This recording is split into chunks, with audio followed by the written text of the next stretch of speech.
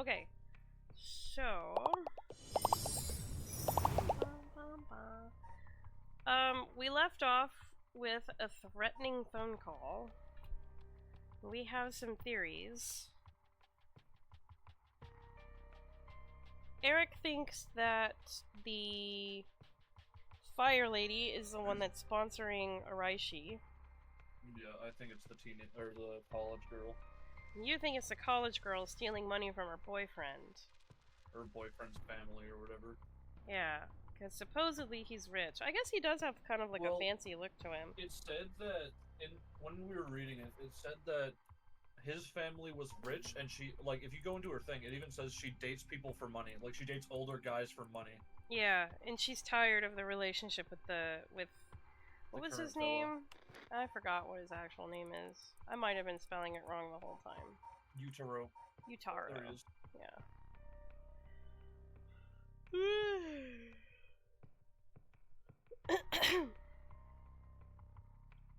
Tatsumi. Oh, you know what? Maybe the storyline gets updated when something in here gets updated, right? Maybe. Like, is Ayame Tono is her. You can check her thing. I'm pretty like the one below. I'm pretty sure it says she dates for money. Yeah, it's like down here. Agreed to date him because his family seemed rich. However, she does not think much of him as a human being, and is beginning to grow bored of their relationship.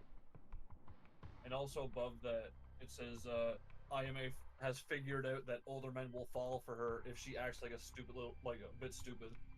Yeah, so I think it's not too far-fetched. Get that guy off the screen, bro. He's so ugly. Dude, but he looks like he has the same hair color, and they both have straight hair. Like, if you check the gender, he has straight hair. Ashimiya? Yeah, they do. I mean, exact same hair color, and it's both straight. Yeah, and I feel like the eyebrows might be the same shape, kinda too. Well, I mean, it's been like 20 years of him being in prison. Yeah. Oh yeah, and people like if you, I watch a lot of the true crime stuff, and people who get arrested and then, you know, when they finally go to trial, like a year and a half later, they are so skinny, dude. It's freaking crazy. Like, they lose so much weight just being like in jail. That's not even being in prison. Yeah, another thing is in the janitor's description, it said that no one knows much about his life, but people think he's mysterious, and he was like he's had a, like, what's the word? Interesting life than it seems. More interesting life than it seems. Yeah, and then it says, whatever the truth may be, he will be remembered as one of the 7 mysteries of Komagata High School. Yeah, so. I think he is the murderer, and I think that girl is the one paying the... And I honestly think no matter what choice we choose, I'm pretty sure Mio is probably dead. Mio's gonzo. Yeah, like, I feel bad for her, because I feel like she didn't play like a huge part of the story yet. She's been mentioned a few times, though. She was mentioned in Yako's story, and then she was mentioned again in, what's his name? Tetsuo's story. So, maybe she'll show up again. I hope she does. Yeah. So... Oh, you know what? She's right there. Maybe she's okay. In the picture? The Stave DeMio storyline. Ah, dude, I don't know. Which one should we do first? Well, what did we do last? I think... We did the threatening phone call last, and it opened up these two. I want to pick up from there, so we don't get confused. Yeah. Hajime Yoshimi's death. Summary, Nojima's threat of mass murder. The problems just pile up, putting the detective's goal of collecting all the curse stones in jeopardy. Tsutsumi leaves Ario to handle the investigation while he catches a quick break. Splitting up sounds like a terrible idea. True. That sounds really bad. I don't think I would do that.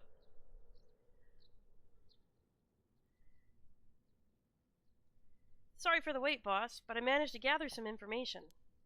Took you long enough. Oh. Immediately start panning this motherfucker. They're in danger. I hit the move button just to see if I could look at the map. Boss, let's not go about this at random. We should think carefully about where and what to investigate next. Alright, well I can't look behind me. There's a sticker! Oh my god. It's got an afro. The Kung Fu Goose. What's the name of it? Let's see. Wait, if you won the lottery in the Bright Garden, wait until you feel like yourself again, detectives and pride. This is kind of cool, I like this. A ringing telephone. Oh, bro, did I miss one? I must have missed one in the last, scene. Swanalope swoost? What the hell does that mean? I don't know.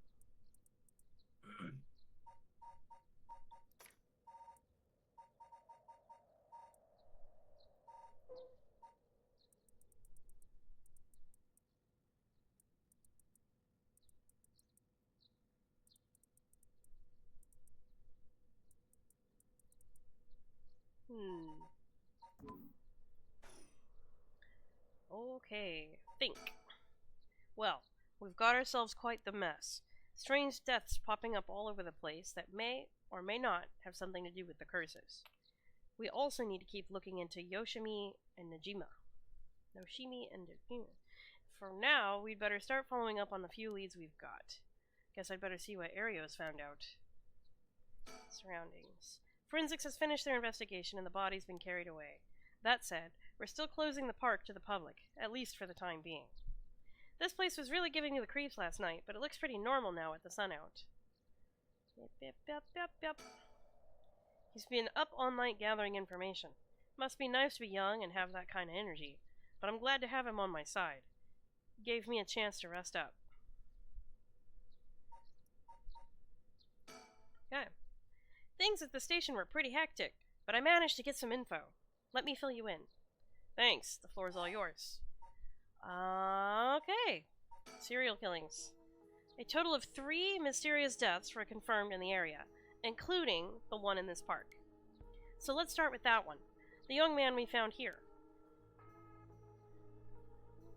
He's been identified as Shogo Okie, 25 years old, a regular old office worker who worked around here.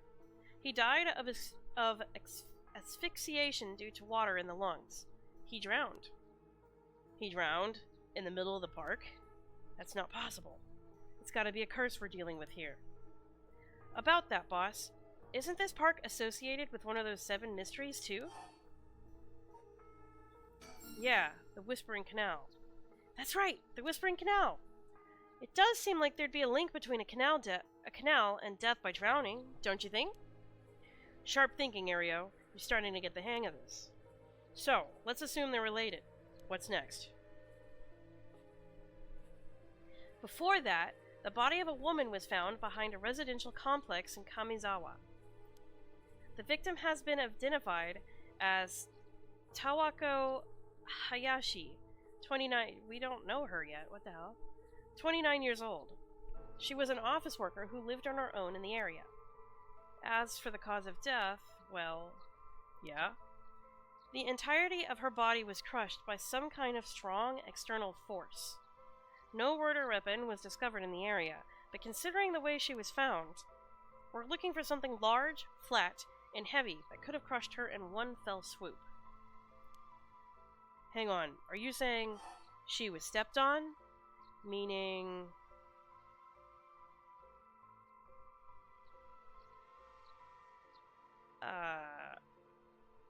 That's a lot of options.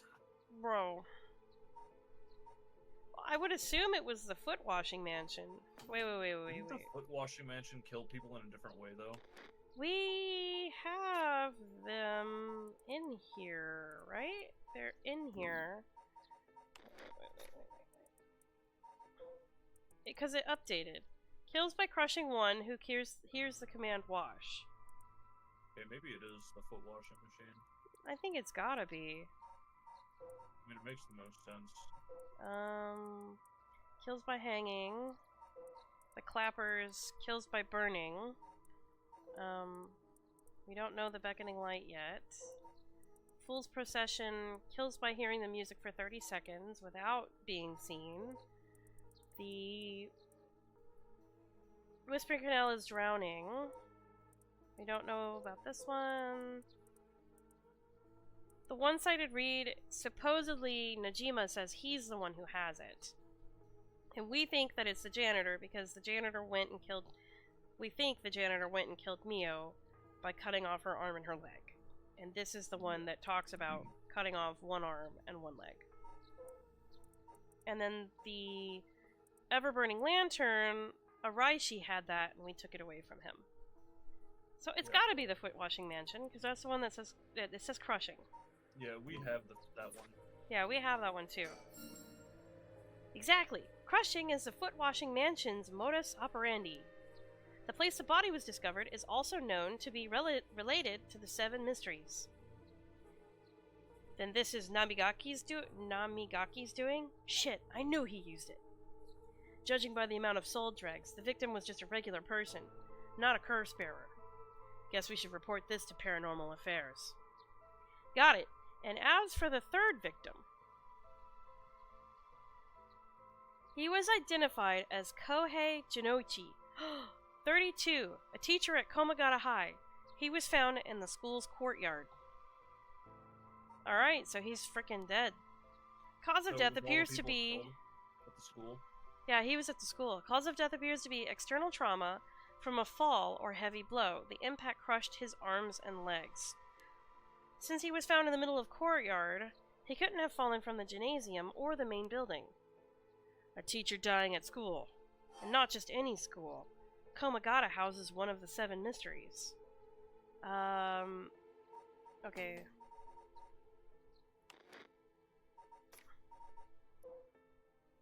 So that must mean, what's his head? The guy with the foot washing machine was there before we took the stone from him, but after after the girl left. I don't know how the hell that works. I don't think... Are you talking about when he killed, Tawako? When Mio, like, you said that the people at the school died, right? Yeah, like, so, the delinquent girl and the... No, the girl, he told me, wasn't found dead. Kohei Jinoichi, the teacher, was found dead. And he was found with external trauma from a heavy fall or blow. The impact crushed his arms and legs. He wasn't fully crushed. So I don't think it's the same... I don't think it's the same curse. If that's the case, then I think that delinquent girl has a curse that causes accidents, and that's why... What's-her-face that died? Yeah, maybe she fell off the roof or something. But yeah. the way they're talking about it, he says... it says, not just any school, Komagata houses one of the Seven Mysteries. And I think maybe it wants me to answer with the Fool's Procession, because in the files, the Fool's Procession is the one that is at Komagata High School. But we know that Yako did not kill that teacher. Yeah. Because that's not how her thing works. So...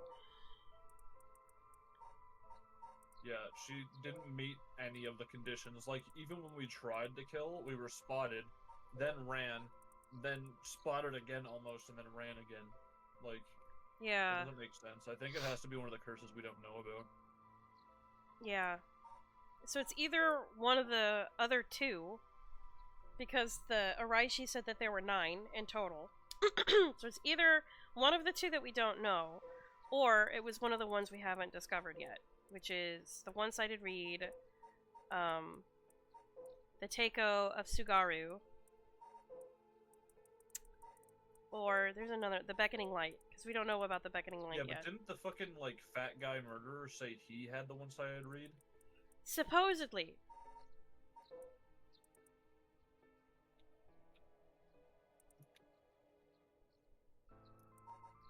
I think for this question, we're going to answer with the Fool's Procession, just because that's technically the one at Komagata. Right, it's where the Fool's Procession is supposed to be. It's too big of a coincidence. We can't rule out the possibility that this death was also the work of a curse. But it's the wrong curse. I see. Either way, it seems all 3 victims can be tied to the 7 mysteries.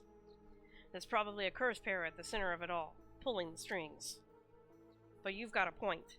All these strange deaths do point in one direction. That's right, and Hajime's case wasn't all that different either. He also died of mysterious causes in a place connected to the 7 mysteries. Problem is that the timing doesn't add up. He died before the curses were activated. Could he have been hit by a different curse? One that didn't have anything to do with the 7 mysteries? That's a thought, but if that were the case, we'd be dealing with a powerful practitioner. One who could pull off a curse like that without using a curse stone. There aren't many people in this day and age who could do something like that. Oh, really? I see. I don't know too much about that stuff. I'd be more surprised if you did. Okay. See, that's weird because that brings the possibility of literally anyone being a cursed, like a curse user, I guess. Maybe. I mean, the only person we know of that could potentially know that much about curses and have that much power is Mio. But I also don't think she's the kind of person to just randomly murder a guy. There's still the chance that Hitomi did something. Honestly, I think this guy in front of us, I think he's way too gung-ho to be not a curse haver, or at least know anything. Yeah, he seems like a little bit too innocent. You know, he seems like he's got golden retriever personality, but like maxed out. Times 1,000. Okay, we gotta keep talking then. Serial killings. Well, looking at these deaths, it seems like many of the curse bearers acted last night. But we can't rule out that there were more killings from which the bodies haven't been found. Yikes! Oh. Eric, are you home? You scared me. Yikes! I hadn't thought of that. Oh, here. Tacos. To get a mandolin? Why? He has a mandolin? Okay.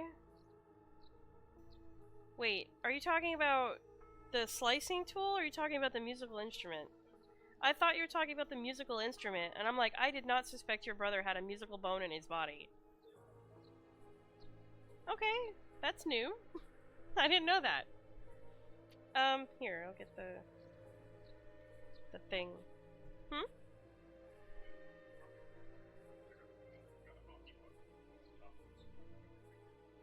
I would still cut my fingers off. I'm an idiot. Dude, you should just tell him that I'm stupid enough to...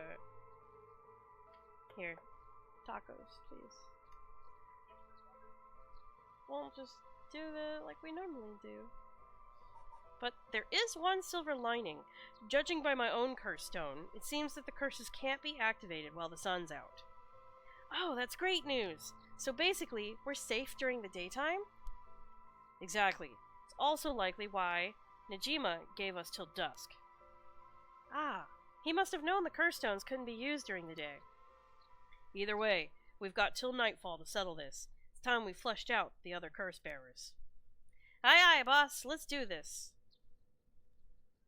So... Okay, what are you trying? Oh, it does look pretty good. Wow, I hope you didn't hear that. Eric! Dude just farted really loud right beside me. Nice. You are truly the fart master, Eric. Truly. Wow, Eric. What a title. I wish I could have the title of Fart Master. You want me to give you the fart master title, Budai? I could do it. No, I'm alright. Alright. Next, the curse bearers. At the moment, we only know the identity of 4 curse bearers, you included.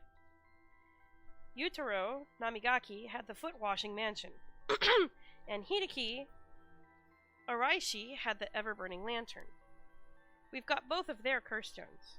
And then there's Najima, who claims he has the one-sided read. Yeah, that about sums it up.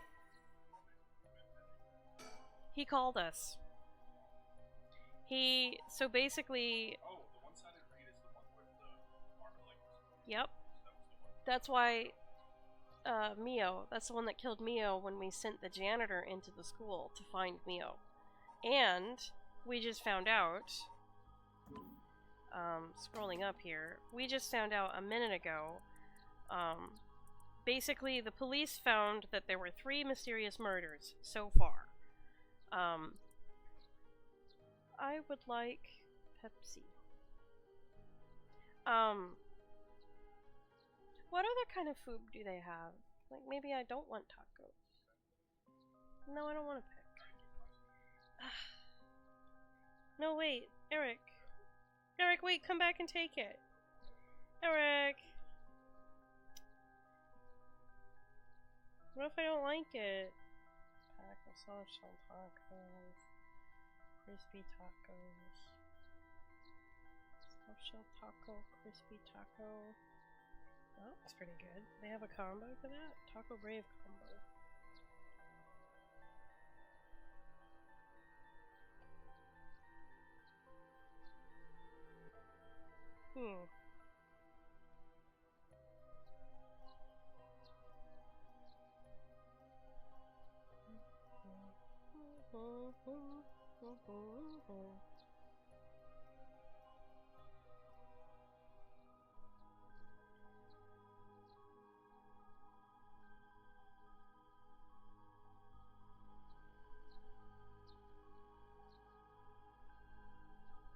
Well, that looks pretty good.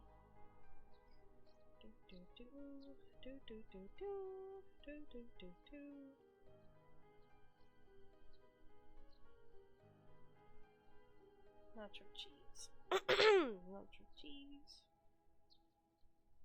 Pepsi. Save. Save. Oh my god, that ends $10. What the fuck? Why?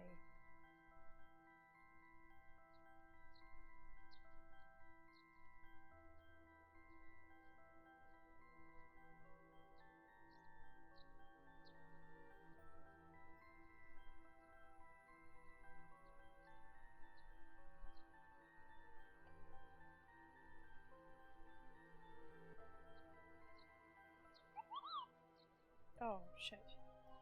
Did I fuck this up? I fucked this up.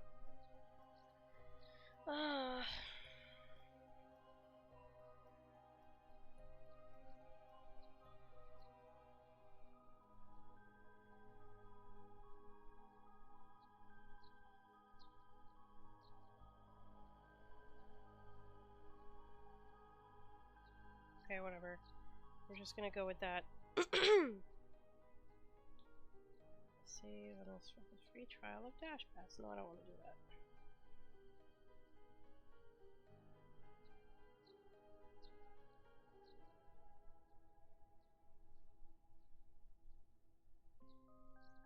Okay. He walked away, so I'm not going to explain to him what we just talked about. Files updated. Known curse bearers. Oh, you know what, bro? This would have been helpful 15 minutes ago when we were talking about it. Well, at least now we have an actual list.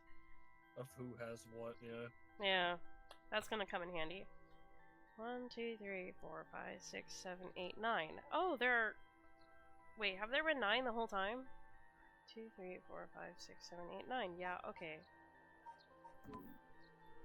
Alright. We better figure out who the remaining 5 are, quick. How should we go about looking for them? There's no point in searching blindly without a lead. Let's focus on other things for now. Tracking down Najima may lead us to the other curse bearers, too. Either way, he should be our top priority. He could do some real damage if we don't get him. I also want to look a little more into Yoshimi. I've got a feeling there's some connection there. Aye aye, boss. Sounds like we've got our work cut out for us. Who is Yoshimi again? Yoshimi... Hajime Yoshimi. Oh, this is the dead guy. Right. You know, I guess technically we do have to figure out who has Shogo's thing since he was murdered. Well, it said he was killed by drowning. Do we know who has the drowning thing? It was him, but because we changed the outcome by saving Yoko, he got killed by somebody else. So either his was the drowning one. He had the Whispering Canal, so he was killing people by drowning. Oh, okay. And the curse condition was people running away from him. So I don't know. Okay. Well, let's just keep going. Hajime Yoshimi. I asked around Sumida's Community Safety Bureau, where Yoshimi was stationed. Yoshimi. It seems like he was investigating the apparent suicide of a girl named Michio Shiraishi. Oh yeah, I heard about that. He was trying to determine whether it really was a suicide. Looking into the height of the building, the force of the impact, her wounds, and all that. He must have suspected some kind of foul play, because he ordered a full investigation. But it had already been deemed a suicide, and his superiors told him not to go stirring things up. Huh. What was the evidence? Well, according to the report I found on his desk last night, the body was found at the foot of a building a ways away from the road. There was no evidence of vehicular collision, so it was ruled a suicide. But he thought there was more to it. Yes, a truck or other flat-faced vehicle traveling at high speeds could have inflicted similar damage. In other words, sometimes a traffic accident can look an awful lot like a fall. You know, I had a feeling she got crushed by a bus or something, bro. Yeah, I know. I was just, when it said crushed, I was like, yeah, it could be she fell, or it could she be like she was hit by something fucking huge. Yeah, because when we played as Yako and they did the spirit board thing, the spirit board said that she didn't fall, but it was an accident. Yeah, that's it said she didn't fall, it was an accident, but she didn't kill herself. So there is a chance that it wasn't a suicide. But what a terrible way to go. There were no brake marks on the road, meaning it would have been a hit and run. The vehicle would have hit her without slowing down at all. This is turning into quite the grisly case. But the vehicle couldn't have come out from a collision like that unscathed. Exactly. So I asked the traffic bureau to keep an eye out for any vehicles with frontal damage. But I haven't heard back from them yet. I don't think they're looking very hard.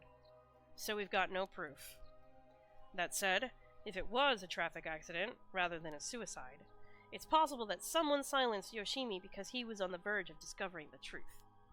That's true. You think the driver is the one who did him in? Not quite. Yoshimi had already talked to forensics and the traffic bureau, right? His death wouldn't have covered things up. You're right on that. Even if the suicide was a cover-up for a hit and run, it doesn't seem like enough reason to kill a cop. Oh, that's right. Unrelated, but I got something else too. I managed to get a hold of Michio Shiraishi's address. Yoshimi went there a bunch over the course of his investigation. Might be a good idea for us to drop by too. Good thinking. Hopefully that'll give us some more leads. Alright, let's move on to the next topic. Remember the girl Yoshimi met with the day he died? One Hiromi Okuda? Community Safety didn't have any contact information for her on hand. Not even an address? Well, they had her parents' information, but when I called, they said they hadn't hadn't heard from her in a month. Lots of family issues from the sound of it. They even said they didn't want anything to do with her anymore. That said, she still goes to school once in a while, so we might be able to find her there.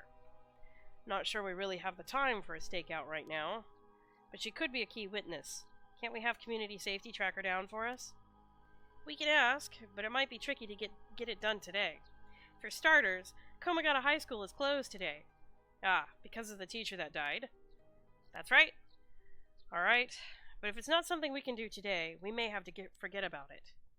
Let's move on then. I got some information about Yoshimi's fiancée from Community Safety. Her name is Meiyu Chozawa. Meiyu Chozawa. 27 years old. She works as a beautician in the area. Look, I even managed to get a picture of her. She sure is a beauty. But... oh boy, here it comes. But what? Community Safety hasn't been able to contact her since Yoshimi died. Not by phone or at her house. In other words, no response. Dead silence. There it is. Can't things just be easy for once? Bro, what if Najima already killed her? Oh, she is really pretty. I don't like her haircut, but she's still pretty.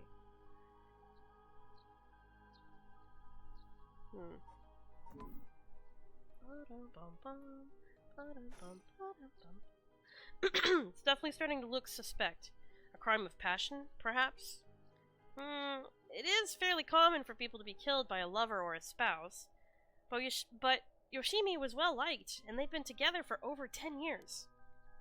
You never know. Things could be different behind closed doors. I guess so.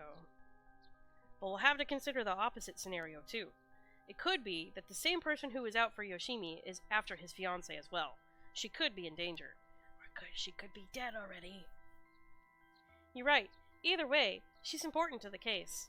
HQ already has people looking for her. We'll know as soon as she's found.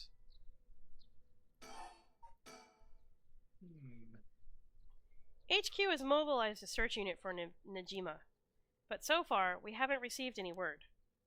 Guessing he wasn't at home or at work? About that, apparently he vacated his last known address a week ago. You serious? So we have no idea where he lives? It gets worse. I checked in with the factory he was working at. They told me he was only there for a month before he quit. Hold on a second.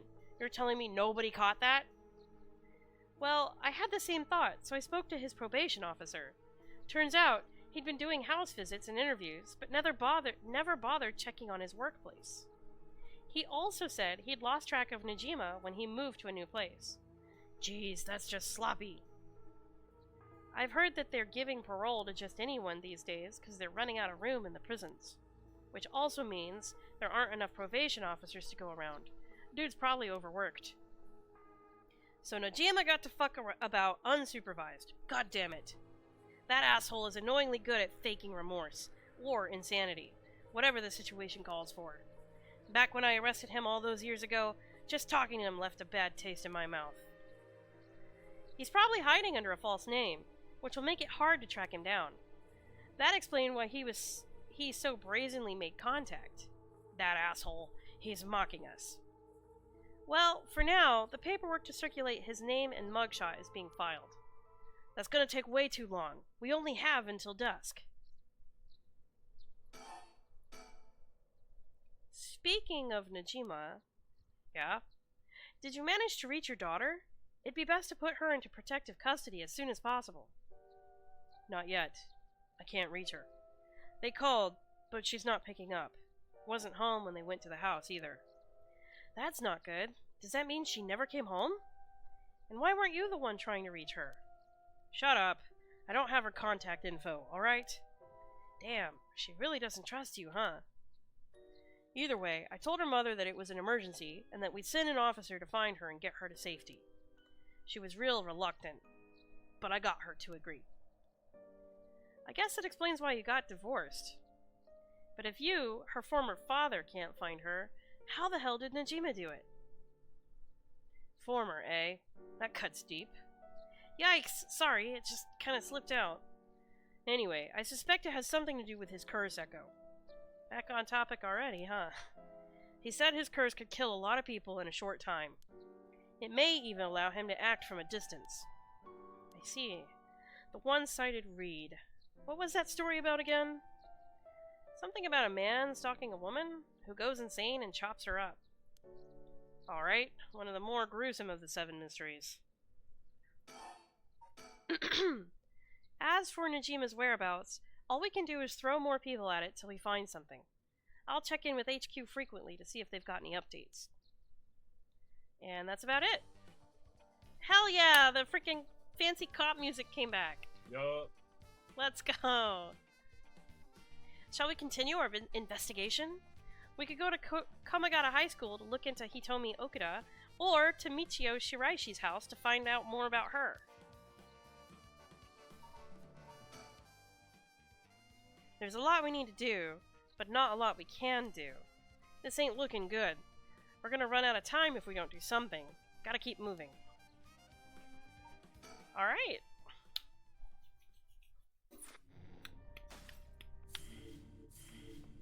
Oh, shit. Oh, we have a lot of choices now.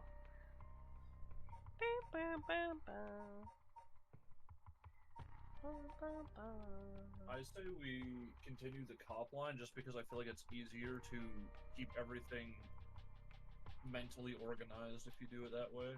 Yeah. Fancy sushi. With dusk fast approaching, they have no time to waste. With that in mind, Susumi and Ario direct their investigation toward Komagata High School and the Shiraishi residence. And we get to listen to Cold Cop music! Let's go! Fucking go! That's what we're here for, baby! Solve some friggin' mysteries. Alright, so... I think we should look at Komagata High School first. In my opinion. Yeah. We can try to find out what happened to the teacher.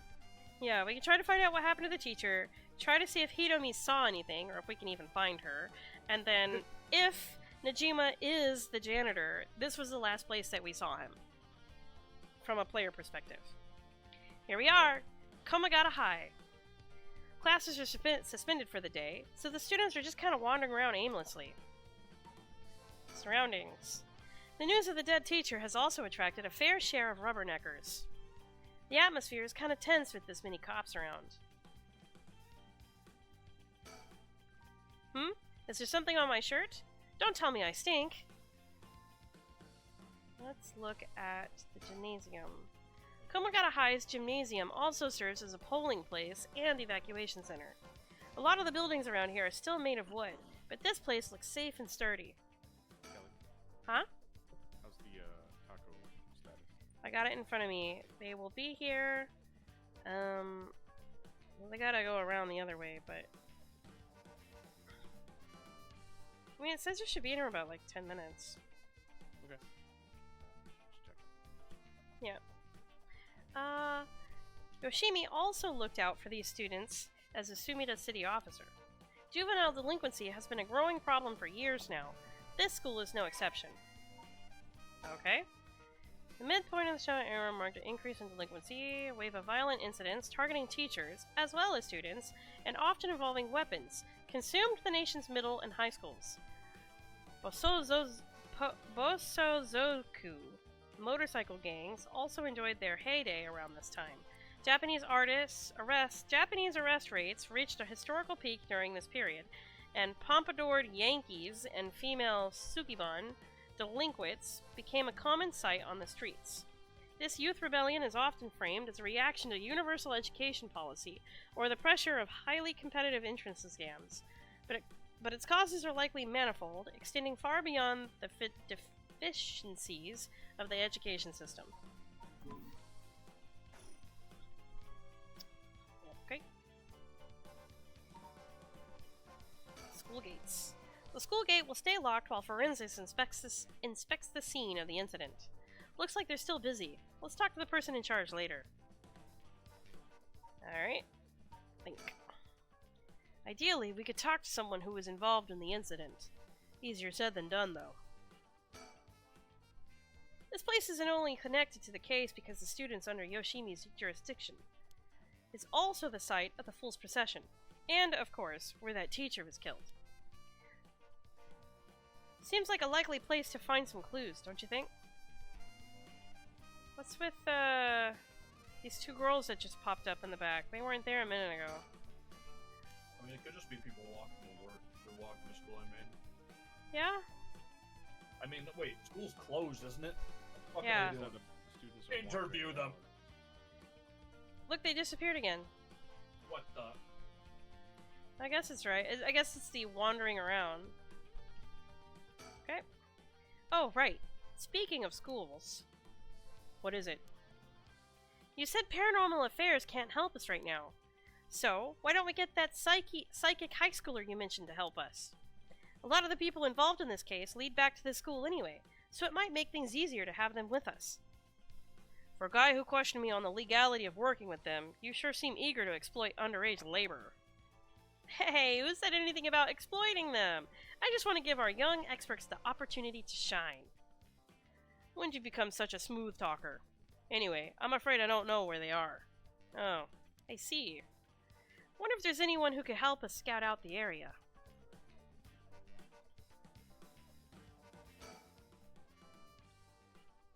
Oh.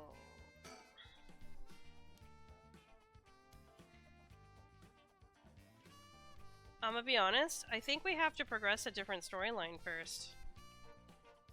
Wait, oh, no. Think.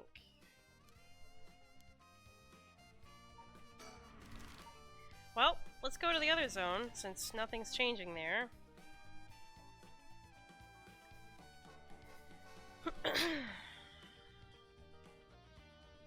Near the Shiraishi household.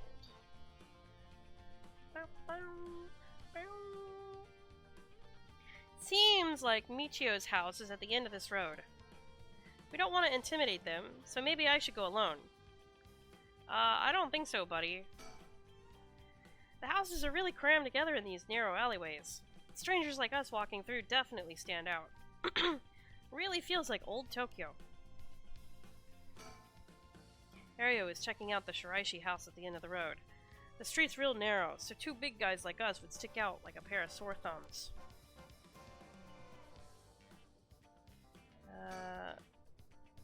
Alright, I'll go check out the house.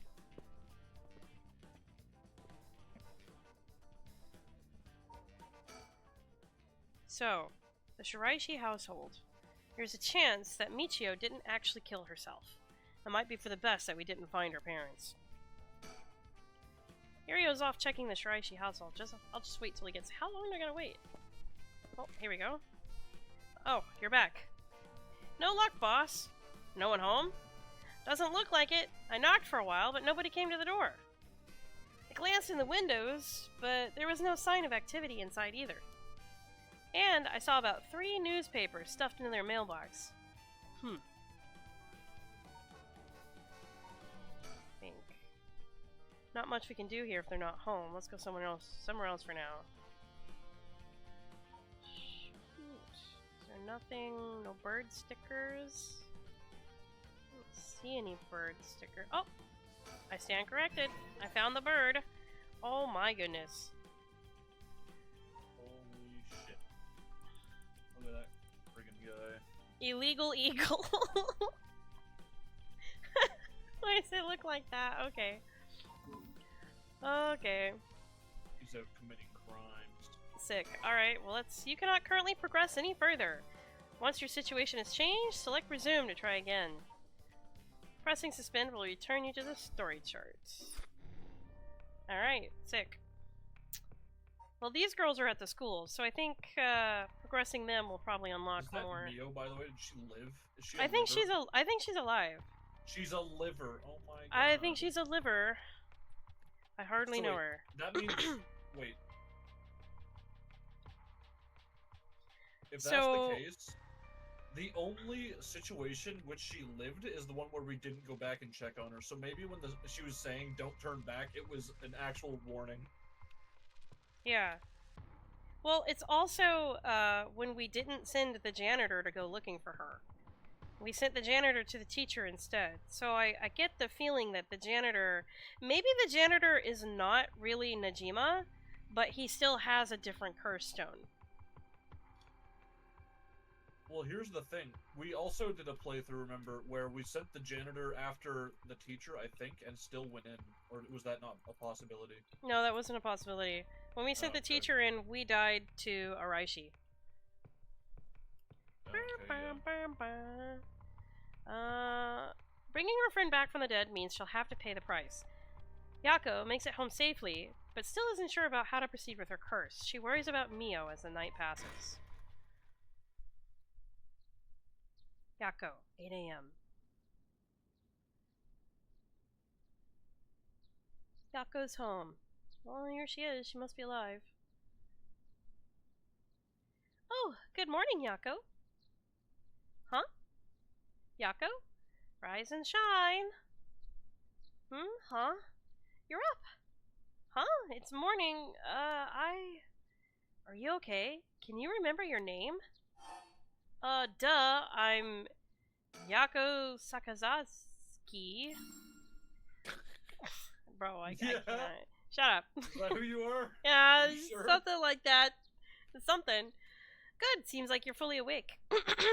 Oh, Mio. Thanks for last night. Was everything okay? Yep, still alive. I couldn't dispel the curse echo or learn the identity of who used it, but I managed to at least get away. But in that situation, it's the best you can hope for. I'm sorry I got you involved in something so dangerous. I meant to look for you as soon as the sun rose, but I was just so sleepy. I can't even remember when I fell asleep. It's okay. It's only natural to be exhausted after what you went through. Besides, I also feel bad that you've been wrapped up in all of this. It's supposed to be my job to prevent that from happening. Oh yeah?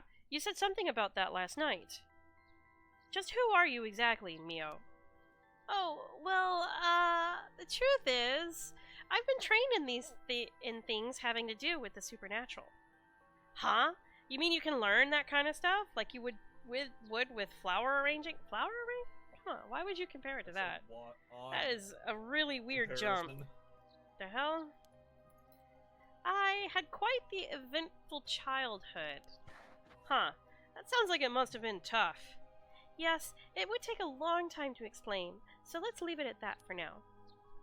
As fate would have it, I've ended up as the apprentice, or maybe more like assistant, to a notable paranormal expert.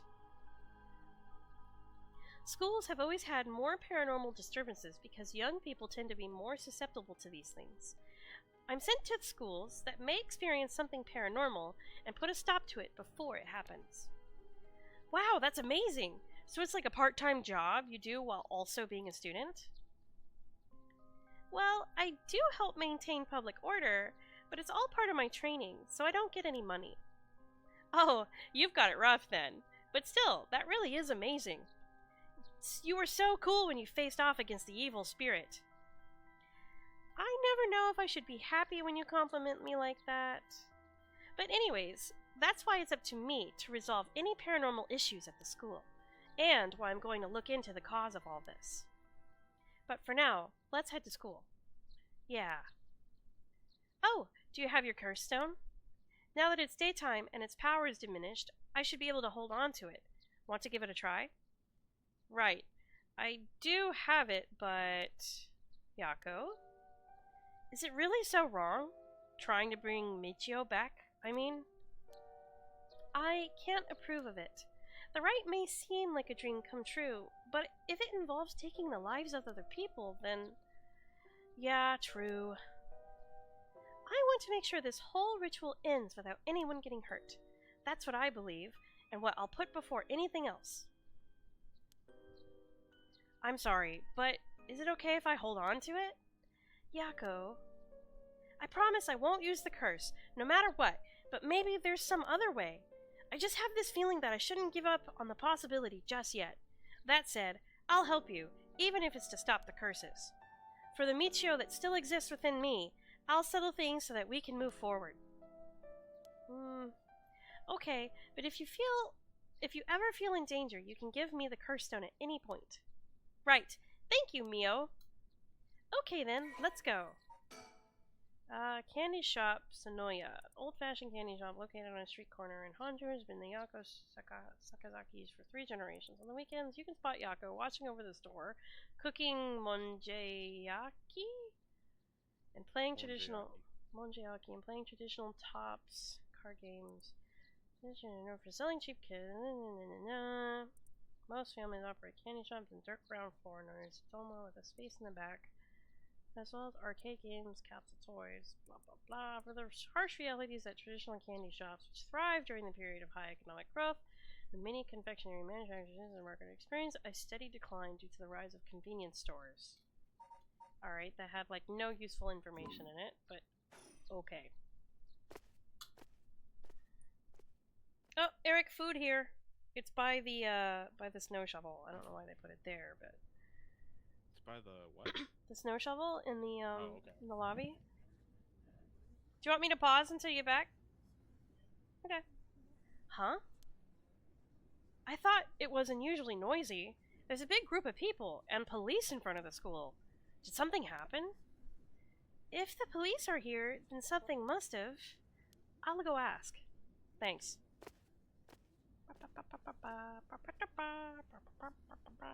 This isn't good. Huh? What happened? Don't panic, okay? The first teacher who came to work this morning found something. Okay. Mr. Janoichi was found dead in the middle of the school grounds. Huh? What? They're closing the school for today. But that's not all. I didn't know this earlier since I didn't watch the morning news, but rumors are spreading that a number of bodies were found nearby. What? There's no way! Why? Could it be because of the curse? We don't know enough to say. From what I heard, Mr. Janoichi's body was in the middle of the grounds, but his body was covered in bruises, like he'd fallen from somewhere high. Weird. Taking into account his unnatural death and the timing, it's very likely it has something to do with the curse. You're saying someone used their curse on him last night? Seems like it, doesn't it? But that's so scary! Yeesh! So the curses really do kill people. And someone used it. Shh, keep your voice down, okay? What would happen if another curse bearer heard you? Sorry! Alright, Kohei is dead. His deceased body was found... Dude, I think I accidentally... I don't know. I don't know! Is that what happened? Oh.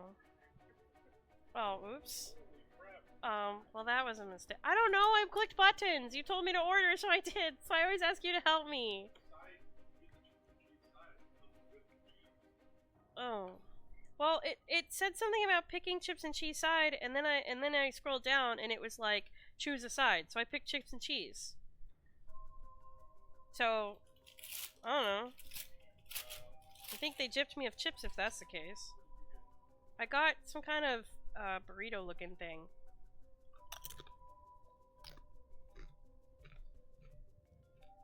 Maybe? Nope, that one's yours. It's a taco. No, this one's yours. Unless I messed up our order. In which case, I'll complain. I'll have you complain. Can I have my drink, please? Thank you. Okay. Alpha of his eye, blah blah blah. Alright, Kohei got updated to being dead. I wish we had a little more information, but they've locked up the front gate. Maybe we could sneak in through the back entrance. That person over there. Isn't that Hitomi Okuda? Oh. You're right. That's unusual. Oh, but she was at the school last night too. She must know something about Mr. Janoichi. Let's see what she has to say. Oh, Mio, wait for me! Oh, we found her! Fucking found her! Found her! Jail, Found her! Dead jail. Dead jail. How do they... That was fine with me, as long as you rot. Huh? Huh. So you're telling me the two of you were the ones at the school last night? No sense hiding it then. Plus, I owe you one, Mio. I'll tell you everything I know. Thank you. She owes you? Yeah. Right after I transferred here, there was a bit of trouble. She gave me one of those things. What was it? Oh, exorcisms. Huh? So that's what it was? Alright. Let's talk about the exorcism. Hitomi, were you possessed by some kind of evil spirit? I don't understand it all too well myself. What I can say for sure is, thanks to Mio, the weird symptoms that were happening to me all went away. Yep, some people are born with a natural sensitivity to the paranormal. They tend to end up isolated as they struggle to relate to people around them. They also tend to draw spirits to them naturally. This can cause strange symptoms they don't understand, like headaches, muscle stiffness, and hallucinations.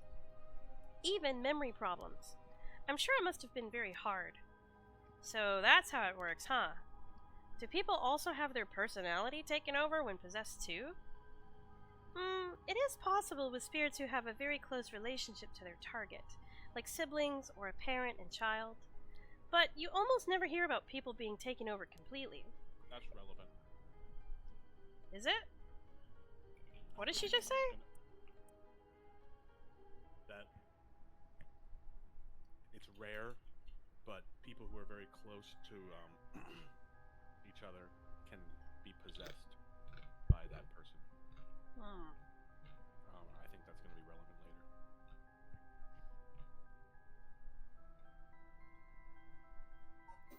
Okay. It's when the two parties aren't in sync that those negative effects can start to appear. So the seances or whatever you see on TV are all bogus? Not quite. There are mediums and diviners who can align their minds with the spirits they call. Though, there are people on TV who are just putting on a performance. Huh. There are people who, in life, had extremely powerful spirit sense, or a deep connection with the person. But even they shouldn't be able to completely take over the person they possess. And even if they could, it'd only be enough to pressure them to choose certain behaviors that wouldn't be unusual for them to do on their own to begin with. Huh. If that's the case, wouldn't you not know if you were choosing that behavior of your own will or not? Hence why there are lots of cases where people don't even realize they're possessed. Though the spirit may influence the behavior and memories of the host, the deeper their connection in life, the easier it is for that to occur. I see. Getting possessed by a spirit is pretty complicated, huh? It must have been tough for you. That's what I'm thinking. Like, what? Every person, like, what they're describing is what we are doing. Maybe.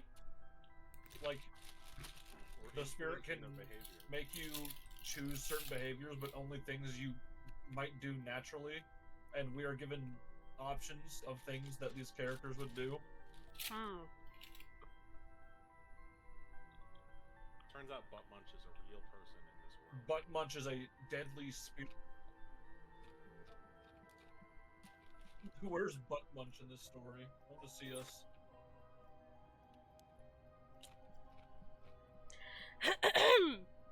Humph. Whatever might happen to me doesn't make any difference. Me being able to see spirits and stuff has nothing to do with how things ended up like this. Yeah, it's not like being able to see them is your fault either. The same goes for me. Maybe it's just something we have to live with. I think you have a knack for it yourself, Yako. I bet you could see them too with a little training. I think I may pass. Alright. Correct answer. So that's why you do the job you do, huh, Mio? I thought she was a weirdo when she showed up, all of a sudden saying she was going to exorcise me. If you hadn't said anything, I probably would have knocked your lights out. Huh? She looks like a JoJo's character when her eyes were open, on the right. Yeah. You tried to perform an exorcism on her without telling her anything? You see, in my experience, most people don't understand no matter how much I explain. They only accept my explanation after they see the results. Huh. I guess that makes sense. Did you hear about Mr. Janoichi? Janoichi? Fuck, I can't say his fucking name anymore. Heard about it. I've known about it since last night. I saw that asshole bite it on the school grounds myself. What? You saw it happen? Tell us about it. What happened exactly? Don't really know myself. It was pitch black. What I can tell you... It was almost dawn. Probably around 3. He started freaking out all of a sudden. Ran out onto the ground like something was chasing him, then screamed. Ugh, somebody help me! Forgive me, Michio! Or something like that, while he was running around. Michio? He mentioned Michio? Was there anyone else out on the grounds? It was too dark to see from where I was, but for a second I thought I saw a girl in a school uniform with her hair in braids. Oh? I didn't go out to make sure, so it could have been nothing for all I know. Then I heard him begging for his life, like, I was wrong, and I'll do anything! Then, all of a sudden, his arms and legs snapped, even though he was just standing there. Ugh. His arms and legs broke without anything being done to him? He fell over and quit moving, so I thought I better get out of there. Then he croaked. That's all I saw. I see. But from what you told us, it almost sounds like Michio's ghost chased him down. Chased down Mr. Janoichi and killed him. Hell, if I know anything about that, I'm just telling you what I heard him say. Let's ask again. Did you tell that story to the police? Nope, and I ain't gonna. Can't count on them for shit. Not like they'd believe such an insane story anyways. Right. But there must have been at least one person in the police worth trusting, right? Yeah, I guess. There was this one cop who always got on my case about stuff. But he died just the other day. Oh, he did? I'm sorry to hear that. Everyone who gets involved with me ends up dead. Maybe I really am cursed. Pisses me off. You've got it all wrong. The spirit that possessed you wasn't that kind of spirit. Huh? It wasn't? Yeah, this was just an unfortunate coincidence. Though, I'm sure that was hard enough for you. Still not done, okay. That's all I know about that asshole's death. Hey, Mio, I've been thinking something. The way she described it reminded me of something. The way Mr. Janoichi died, it sounds a lot like how Michio died. Huh? Of course. Of course, I didn't see it myself, but the state Michio's body was in, it was like she had fallen from up high. Could they have been killed by the same curse? I don't think so. The curses of the Seven Mysteries hadn't manifested when she died. And if we can trust what the Spirit Board said, then Michio died in an accident. Oh, right. You know, maybe Janoichi was the one driving the truck that killed her. Could be. If she was asking for forgiveness, then I can see it. Yeah. Her last words were, "What the truck?" Bro. Yeah, I can see it. It's all coming together now. Classroom. Hitomi, that night, before you witnessed Mr. Janoichi collapse, can I ask what he and you were doing in the classroom? You gonna tell the cops? Oh, right. With everything that happened with Mr. Janoichi, they'll suspect you if we told them we saw you with him that night. Anytime something happens with someone like me, all those shitty adults start jumping to conclusions. I understand. I won't tell them. You wouldn't have been able to kill him anyway. If you say so, then I don't mind telling you about it. So, last night, that piece of shit Janoichi called me over here, acting like he was gonna attack me or something. What? How terrible! Whatever, I'm glad he's dead. He had it coming. Calling people worthless and a cancer on society when he doesn't even know shit about them. That asshole was the one always acting like scum, if you ask me. Okay. Is that so? Could you tell us in more detail why he called you out in the middle of the night? It's hard to explain. Where to start? I must eat a chip, for I am hungry. Holy shit. It's hard to explain where to start. Okay. What did you mean by Mr. Janoichi's acting like scum? Was he doing something bad? You know Michio Shiraishi, right? The girl who killed herself? Huh? Michio? I don't know everything, but that creep of a teacher had some dirt on her. And he was using it to blackmail her. Call her up after school and make her do whatever he wanted. What? What do you mean when you say whatever he wanted? I'll leave it to your imagination. Nothing that a couple model students like you would ever get involved in. No way! How? What do you mean by dirt? I don't know anything about this. How could I have not known about this? High Yako... school girl discovers that people have secrets. Bro, it sounds like he was a pedophile, is what it sounds like. Yeah. Well, but she's not upset about that. She's upset that her best friend didn't tell her all of her secrets. I mean, I remember being really shocked when my best friend in high school revealed to me that she was a whore. You know, it was one of those situations where she was like mad at some guy, and I was like, why are you mad at him? And she was like, because I sucked him off and he won't return the favor. And I was like, huh?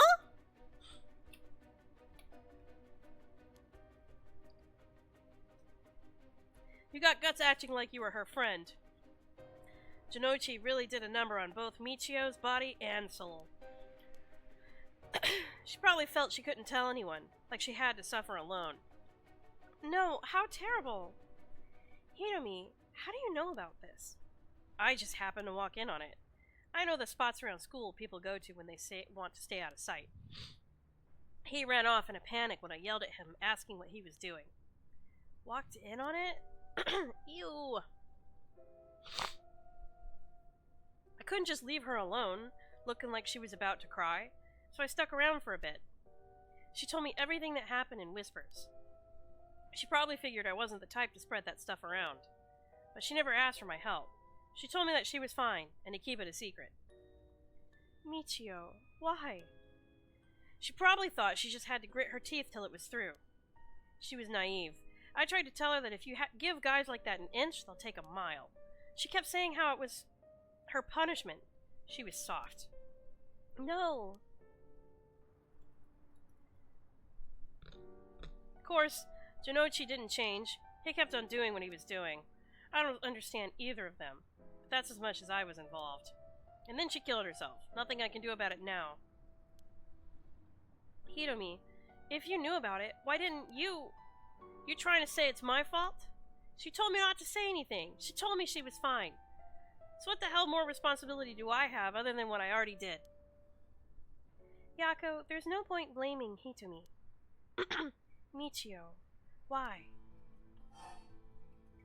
Oh, Jesus, okay. Did you hear what the dirt was? Nope, never heard what it was. But from the sound of it, he'd been blackmailing her since about a year ago. For that long? The dick probably caught her doing something she shouldn't have been. She looked well behaved, but there's more to a person than meets the eye, you know.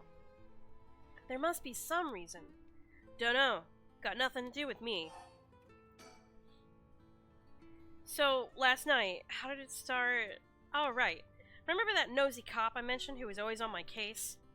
He died at the former Yasuda Gardens a couple days ago. Yoshimi was his name. He was part of the juvenile division. He didn't look like a cop at all. Real rough guy, but good at looking out for folks. So he was the only one I could talk to. Huh. So there was someone like that with the police. Too bad he ended up dying. Oh, another thing. One time he suddenly introduced his fiancée to me. It was hilarious seeing a big guy like that act like a shy little kid all of a sudden. She told me that she was like me when she was my age, and that she was on my side. Must have been a terrible loss for her, too. Yeah, I do feel a little bad for her when I think about how sad she must be. And I saw him at the gardens the night he died. Oh, no. So she was there! Gasp! Whenever I would get worked up over something, Yoshimi always took me straight to the park. Then he'd listen to whatever I was pissed off about. That day, he called me over there like usual. But something seemed off about him, like he was worried about something? Worried about something? Yeah, he asked me for a favor, too. That was pretty unusual. A favor? What kind of favor? He handed me a weird talisman and asked me to hold on to it for him. A talisman? Yeah, just a normal good luck charm. I figured if that's it, then sure, I'll take it. I have it with me now. But that wasn't all. Then he told me that he wanted me to look for a talisman Michio Shiraishi had that looked like this one. Huh? Michio? What does she have to do with this? Yoshimi had been meeting up and talking with her. While they were together, he noticed she had a special she had like a special talisman or something. But apparently Michio always avoided the subject. A talisman that Michio had. He knew that I knew her, so that's why he asked me, he said. Could there have been something that Michio couldn't tell even the police about? I know things at home were a little complicated. From what I heard, Michio was keeping her mouth shut about what Jinochi was doing to her. Hard to talk with the cops when someone's got dirt on you. And I didn't squeal on anything about Michio either. Michio, what was it that had such a strong grip on you? So basically, Yoshimi didn't just have his eye on Michio, but her talisman too. But after she died, he didn't know where it ended up. So since I knew her from school, he wanted me to look into it for him. Is there something special about the two talismans? I wonder why he gave it to you. Hell if I know, but when I looked inside it, there's just a weird, kind of grimy scrap of wood. So you've seen inside it? But from the way he was acting, it seemed important to him somehow. But, to be honest, what he was asking is such a pain in the ass, I figured he had to be serious about it. Oh, and since he died right after that... Yeah, he even said to me, if anything happens to me, take those two talismans. Give them to a guy named Nakagoshi at the police department. Nakagoshi? Who the Isn't that the guy with the bird? Maybe. The chief? Yeah, the chief with the bird?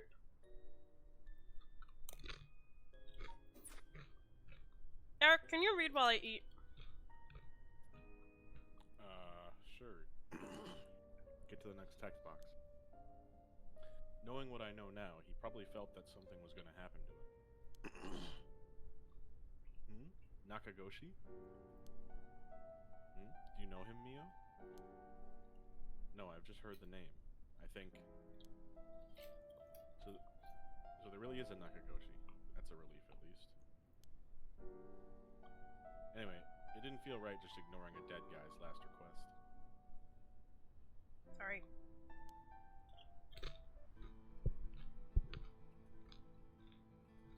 Hitomi. Yeah? That talisman. Would you mind if I had a look at it? Sorry, but I don't trust you all that much yet. It's important to me. Oh, okay.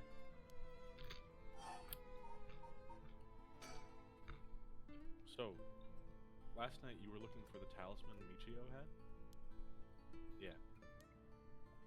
And I figured that piece of garbage teacher would know the most about Michio. I asked him yesterday afternoon if he knew anything about her talisman. Gave me some cryptic response like, I can't talk about it now, come to the school tonight. He even gave me the code to the lock on the back entrance. Oh, so she knows the code, now we can probably get into the school. He seemed pretty willing to give it out, so I wouldn't be surprised if he's used it for secret meetings before. Wow, what a prick. I'm glad he's dead. Yeah, I can only imagine. We climbed over the front gate to get in. So yeah, we met up in the classroom in the middle of the night. But nothing he said made any sense. Like that I was really Michio and stuff like that. He went on and on about how it was my fault, and that if I only hadn't been around or something. He grabbed a hold of me, breathing heavily. Eep. Were you okay? Yeah, that's right when you two showed up. I was able to get away while Jinochi was freaking out. Oh my gosh, good thing you got away. So there was a reason why Yako's instincts were like, kill him, he's a bastard, kill him. Maybe her curse really did work? Wait a second. She said, that bastard, he's doing it again. Yeah, she did. Wait. Maybe she's getting possessed by... Maybe the spirit that's possessing her is Michio's spirit. And maybe her curse really did work. But it just took a while to actually kill him. I bet that's what happened. I'm still eating. So it's really all thanks to you two that I got away. But I didn't get any info about the talisman, so the whole thing was sort of a bust. Afterward, I was wondering what you two were up to, so I hid nearby. And I saw you and old man Ashimiya talking, and then Mio showed up. Oh, you did? That's also why I saw Jonochi come back outside and bite it. I see. So you were only here to look for Michio's talisman. I was dumb to fall for that creep Jonochi's trap so easy. Could have gone a lot worse, but I lucked out. What you described does sound like Michio killed Mr. Jonochi. She did have a reason to hate him, after all. No way. You mean that really was her ghost? Like, for real? Those who die bearing strong resentment or regret can occasionally become spirits, either bound to a place or roaming freely. However, it'd usually be impossible for them to kill the living. Most don't have that kind of power. But it's possible they could possess someone close to them to act on those lingering regrets. Huh. Wonder if that's what happened. Alright, then supposing what the spirit board said is true, and Michio's death was an accident, and she must have had some regrets. If she really hadn't given up on living, that is. I don't think she was the kind of girl who would just give up no matter what the situation. I don't really know, but she didn't seem like she had something tormenting her so much that she'd kill herself.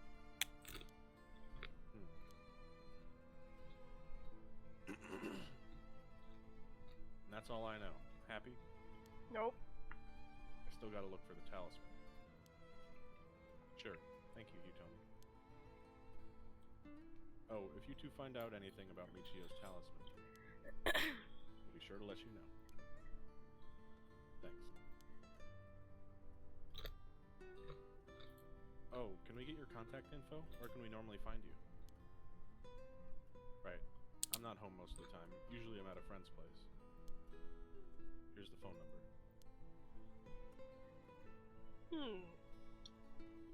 Thanks. We'll call her if we need to talk with you. And what is it? You're easier to talk to than I imagined. I was kind of scared at first, but not anymore. Aww. Shut up. You were the one avoiding me. Aww. Anyway, catch you later. Don't die out there, okay? Thanks. We'll be careful. Why would she say that? Like that? Because multiple people have died? Oh yeah, she keeps saying that people who associate with her die.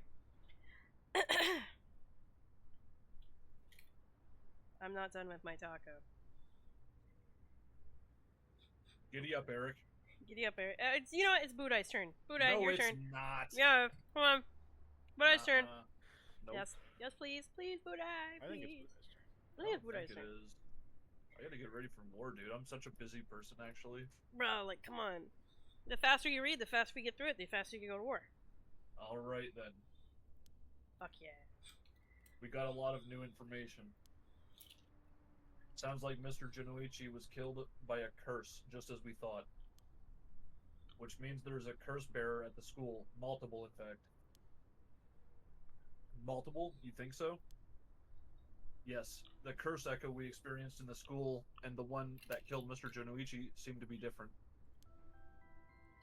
I think her curse did it. Okay. The people in the school at the time, other than us, were Mr. Jinoichi, Hitomi, and the old man Ashimiya, who you ran into. I was thinking it would be among them, but there was one person. Hitomi saw a girl in a school uniform with braids. From what Hitomi was saying, it doesn't seem like she's the one. She's one. Mr. Jinoichi is pretty suspicious, though. If he were a curse bearer, it would certainly explain why he was killed. Right? That's why I say there are multiple. Oh, right. The person who killed Mr. Genoichi would have to be one too. Which means it must be either the mysterious girl or old man Ashimiya. Yeah, we should certainly be careful of them. That said, the mysterious girl and the fact that Mr. Genoichi thought it was Michio that was attacking him has me wondering. Of course, I doubt Michio herself was actually there, but... Oh, I just remembered. I also saw Mr. Areishi outside the main gate last night. You did? It's likely he's involved with the curses, given that he's the one doing the research on the rite of resurrection. So we'll have to be careful of old man Ashimiya and Mr. Areishi. I want to believe that not all curse bearers will be hostile, but... Nah. So far, they've all pretty much been hostile. Yeah, I don't know why, but I stutter on that word, because I always say hostile or hostile, and it's a 50-50. Yeah, that's alright. As for what to do now, I'd like to find out who's responsible for the Feast of Shadows that set this off and how they did it. I don't think we'll be able to end this without stopping it at its source. Huh, that makes sense. In which case, next we should do what exactly? We'll need to talk to Mr. Areishi. He definitely knows something. It should be safer during the day, so I think we should try to look for him. Got it. I'll help in any way I can. These girls are gonna get butchered by Najima by accident, bro. You're gonna get fucked up. Bro. But the school is closed. I wonder where he could be. Killing women. Let's try heading someplace someone may know where he is. The daycare center. Where to go then? Yeah? Is he a pedo? Yeah. That's the new headcanon. Why would you say that? He's a groomer. Oh shit, okay. Bro's a weirdo. Oh my god, we have so many choices.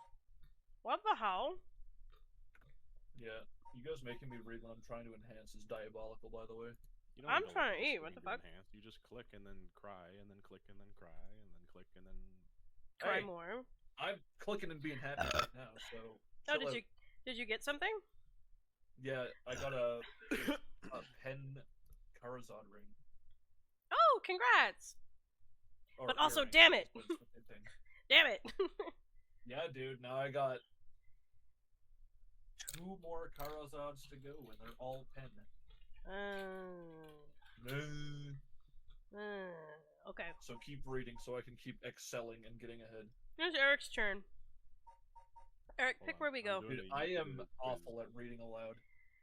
You do sound a little robotic, but that's okay. You did good. You did good. Good job, Budai. I'm eating chips, so I'll have a couple more to go.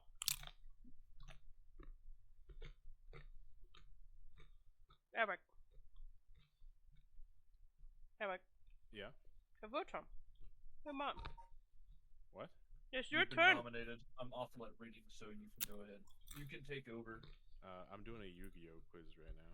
Brother. Alright. I guess Kelly gets to do it. Come on, got a bridge. To be fair, you're the best at it. You even do a different tone of voice for different characters. I'm I trying. could never. I'm trying really hard, even though I suck at it. This league's better than I could do.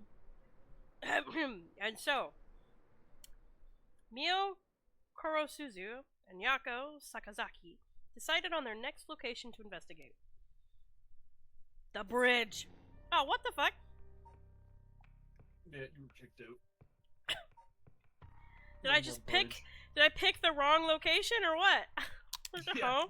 No bridge, dickhead. Go somewhere else.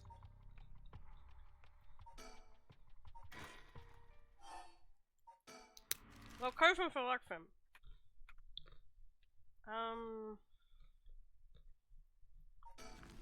Is it gonna tell me the same thing? Do you think?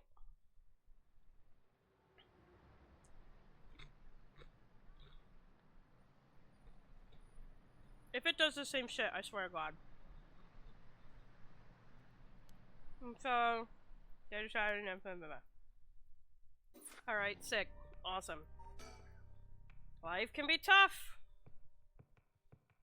I think we gotta do this one. Yep, makes sense. Throughout the night, Richter continues to gather information about the curse stones, while Harway lies awake until dawn, preoccupied by the prospect of bringing her lost child back to life.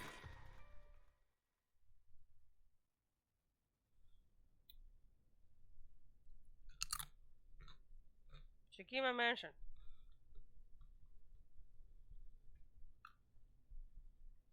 Good morning, ma'am. How are you feeling?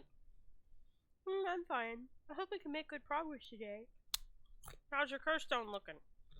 I haven't felt anything from it since sunrise. Excuse me. Interesting. It's probably that its powers can be only be unleashed at night then. That aside, why are you so late this morning? There are, unfortunately, some things that can't be investigated while the world slumbers. But I'll make up some research time with what limited time I have. This is y'all's fault. This is making me eat while I talk.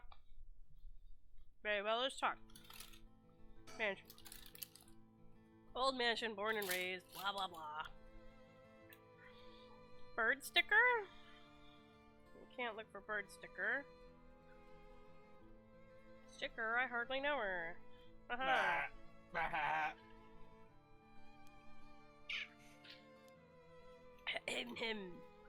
Think.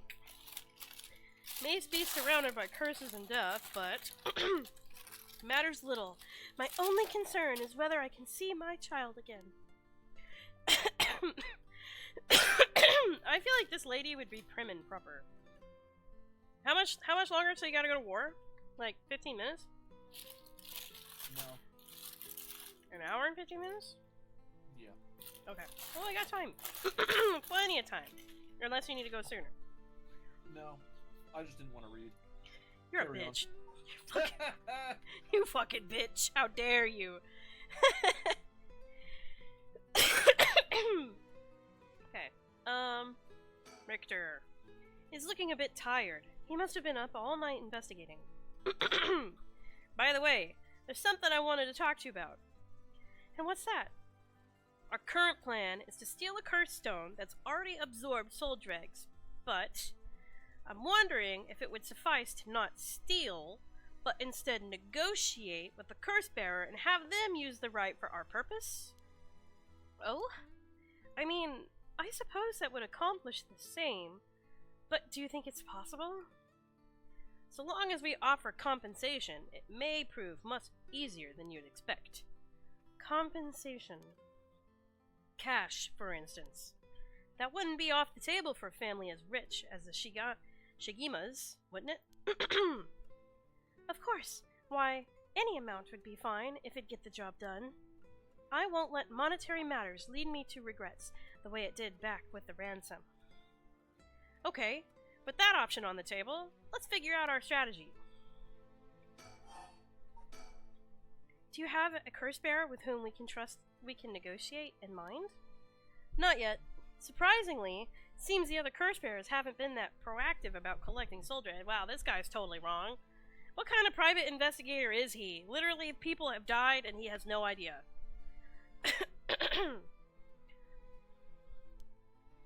Did you see the news this morning?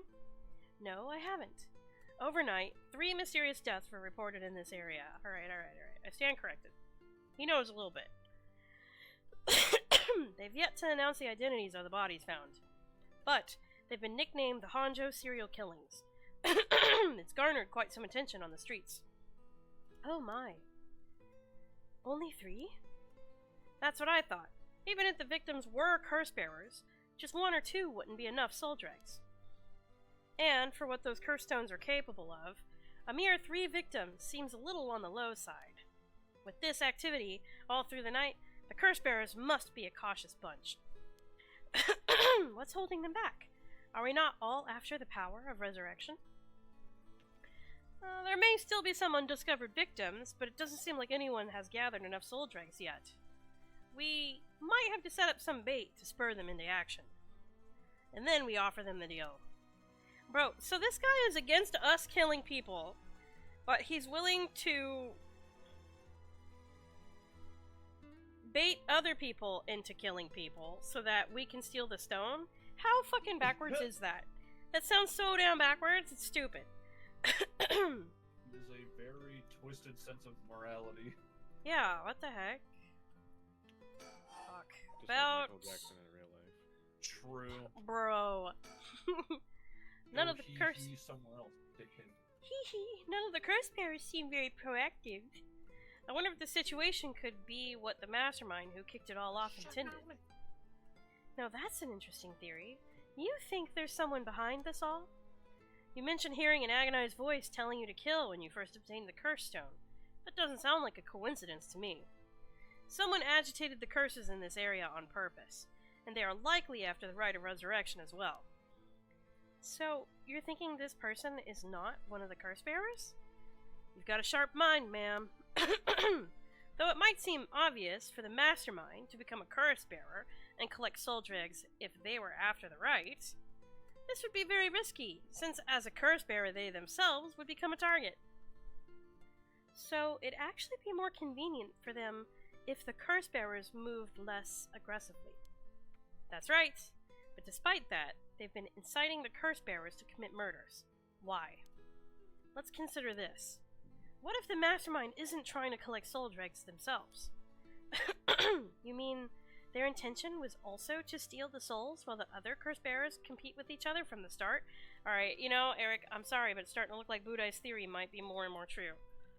Which theory? So your theory was that Haruo could have been the one to be the... Well, or her family. I think her family's more likely because they could have told her. Sure. But Budai's theory was that it's the other girl. The one that Ayame? dated the guy with the foot washer. Yeah, Ayame. Pretty sure her name's Ayame. Yep. Tono. Ayame Yeah. Tono. In her description, it says that she dates men for money and dated that guy because his family was rich. So Yep. I figured that she would be more likely because she really wants to be invested in this whole curse thing, but she doesn't have a curse. Yeah, the way I don't know if you were there for it, Eric, but the way she talked to us, she was like an obsessed fangirl. She was like, oh my god, I can't wait for him to be revived, and he's so amazing and awesome, and his art is so good, and just imagine what kind of good he would do in the world nowadays, and you know, we could add a few years to his life, and he died too soon, and blah blah blah blah blah. And we were like both Michael Jackson and Haruo were like, what a waste. So... Sitting back and observing from the sidelines is the safer course of action, which is why I figured it'd be best for us to attempt the same strategy. So, how should we do it? There's still reason to suspect the mastermind could be a curse bearer themselves. To be honest, I want to keep my distance from whoever it is. There's no telling what kind of power they might possess. Whether our aim is to negotiate or steal, we'll have to outpace the mastermind in making contact with the other curse bearers. How do you suppose we do so? At this point, all we can do is search. If there's a mastermind inciting the curse bearers to collect soul dregs, can we be sure there even is a rite of resurrection? Good question. The rite could be nothing but a myth fabricated to spur the curse bearers into action. Seeing it might be for naught, do you want to give up, ma'am? Never. Understood. After all, we'll never know the truth unless we see it for ourselves. But we'll do it without using the curse ourselves. Well, I learned something new about the criminal involved with the kidnapping. It concerns the serial killings. There was a body found at Komagata High School. The person was identified as a school teacher. His name was Kohei Janochi.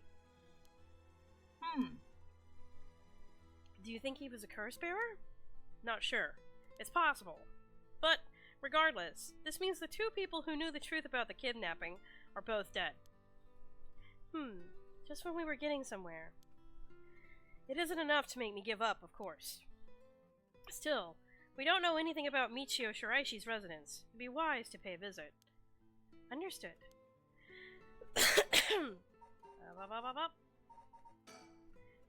By the way, I met a few people who seemed like potential curse bearers last night. I did some investigating into all of them, but I only managed to get detailed information on 2. You're quick. I suppose that's to be expected from an investigator extraordinaire. I appreciate the flattery. Pose. First, what is that? it's his Michael Jackson pose. He's hee-heeing right now. JoJo pose. He's hee-heeing right now. JoJo pose. First, there's Ayame Tono, the girl we talked to before, though she isn't a curse bearer herself. She's a student attending T University of Art. She currently lives alone in an apartment near Midorichi Park. You even determined her address? You're not one to be underestimated, Mr. Investigator Extraordinaire. I called every single university with Ukie. Oh fuck, I can't. Help. Word. Nerd word. Help. Ukiyo-e. On the curriculum, pretending to be her parent. Bro. I went around to check on her place on the way here. Doesn't seem like she returned home last night. I'm worried she might have run into some trouble. Didn't you attempt to follow her last night? I'm embarrassed to say, but I couldn't. She shook me. Couldn't keep track of her. And here I thought you were an investigator extraordinaire. I'd like to learn more about her, but it would take some time. She is planning to steal the curse stones, just like us. It's best we act carefully around her. Next is the tall man who is dressed in black. I met him near Kinshicho. He stood out with the way he was dressed. I managed to get some good information from him. Impressive. What can I say? He works as the secretary to Hikaku Soap's chairwoman. I believe his name is Takumi Yumioka. The Hikaku Soap's headquarters and factories are both located in Hanjo, correct? Yes, they've been here for a while, but it's only in the past 10 years that the company has shown significant growth. I remember seeing the chairwoman on the news a few years back. She seems to be very shrewd. With the increase in sales, I assume she'd want her factories running at full capacity. But with the harsh restrictions against industrial waste, a lot of the factories with older equipment had to be shut down. That's right. Even 10 years ago, there were many complaints about chemical plants dumping waste into the river. Most companies back then were more concerned with making a profit than protecting the environment. I wonder what a man working for such a company would have been up to in the middle of the night. On the way here, I stopped by the company's headquarters, but they hadn't started for the day. I should have better luck later. Let's hope you will. Perhaps they're interested in seeing if the right would be beneficial for their product research into beauty and skincare. Ha! Now that's an interesting thought. Oh. I ran into one more suspicious young man last night. This one seemed to be out collecting soul drecks, right? Indeed. I couldn't get a good look at him, though, and I couldn't gather enough intel to properly identify him. Well, that's a shame. But I can make an educated guess. Oh? You know that researcher who discovered the ancient text on the Rite of Resurrection? The one that lives near here? His name is Hideki Araishi, and the man I met was very similar in stature. Oh my! Even he is involved? How awfully suspect. Considering his background, couldn't he be the one who initiated this whole affair? I think it's possible, yes. Which is why I decided to refrain from making contact with him for the time being. Safety first. Understandable. Of course, I want to learn more, but this isn't the right time to focus on him. I prefer to ascertain who else is a curse bearer.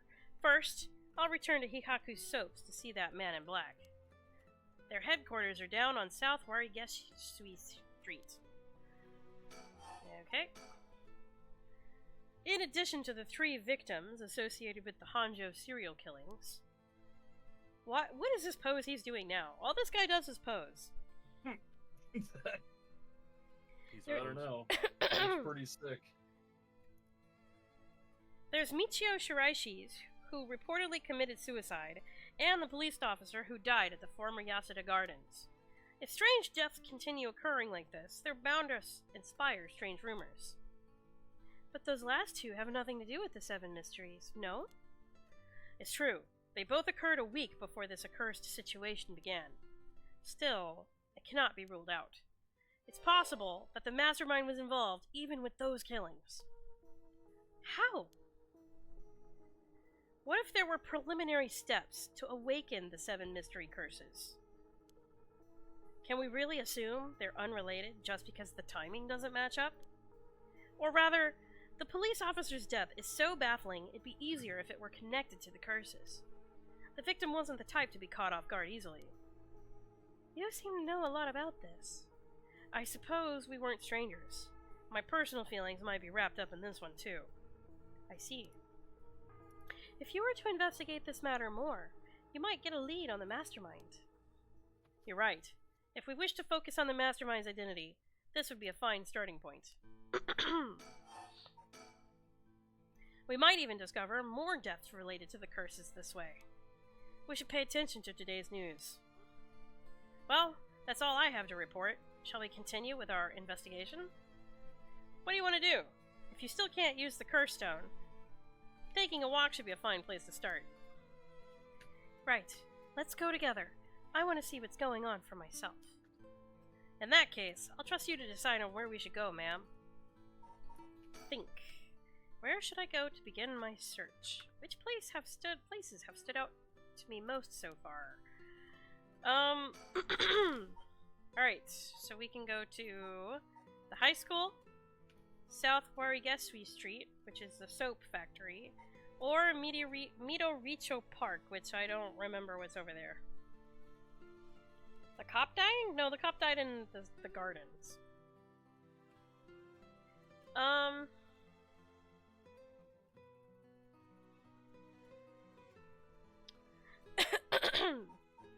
Let's go to the high school. Why not? To the high school. To the high school. Come on, got the high school front gates. Here we are at Ground Zero. Komagata High School. I guess it's logical that the police got this place shut down. The teacher's body was found here after all. It's as if the students have nowhere to go now that the school's closed. It seems the officers are still inspecting the scene. Entry has been strictly prohibited.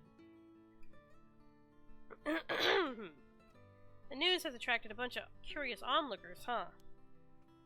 That works in our favor. The more people around, the better we can blend in.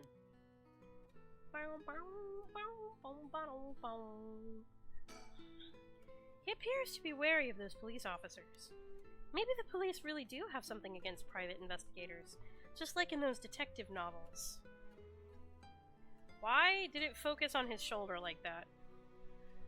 Because he's looking in the distance. All dramatic like? Yeah, because we can't look over there ourselves. Think. 2 people have died. A teacher named Kohei and a student, Michio. If there's anything else to be gained here, let's talk to him.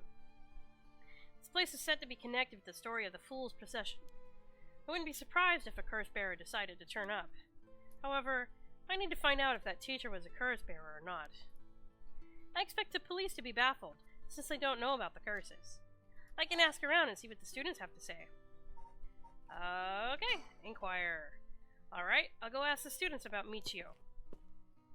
Sick, thanks, bro. That was quick. I'm back, ma'am. So, what did you learn? That school kids sure love a good rumor.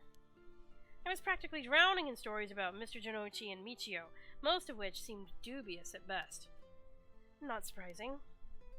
Most of what I heard was hardly worth a second thought, but there was one story that caught my attention. Oh? Some believe that Michio is the one who killed Mr. Janochi. Really? The story's got 2 pieces of evidence to back it up. One of them wasn't news to me. Apparently he's been mumbling that Michio was going to kill him for some days now. Oh, that's right! I forgot about that. When he met up with, Yeah, the teacher was tweaking. Yeah, he met up with this guy, the private investigator. He was like, you gotta help me. Michio's the one that did the kidnapping. It wasn't me, and she did it, and she was gonna kill me for it. A fellow teacher overheard his mumbling and told the students.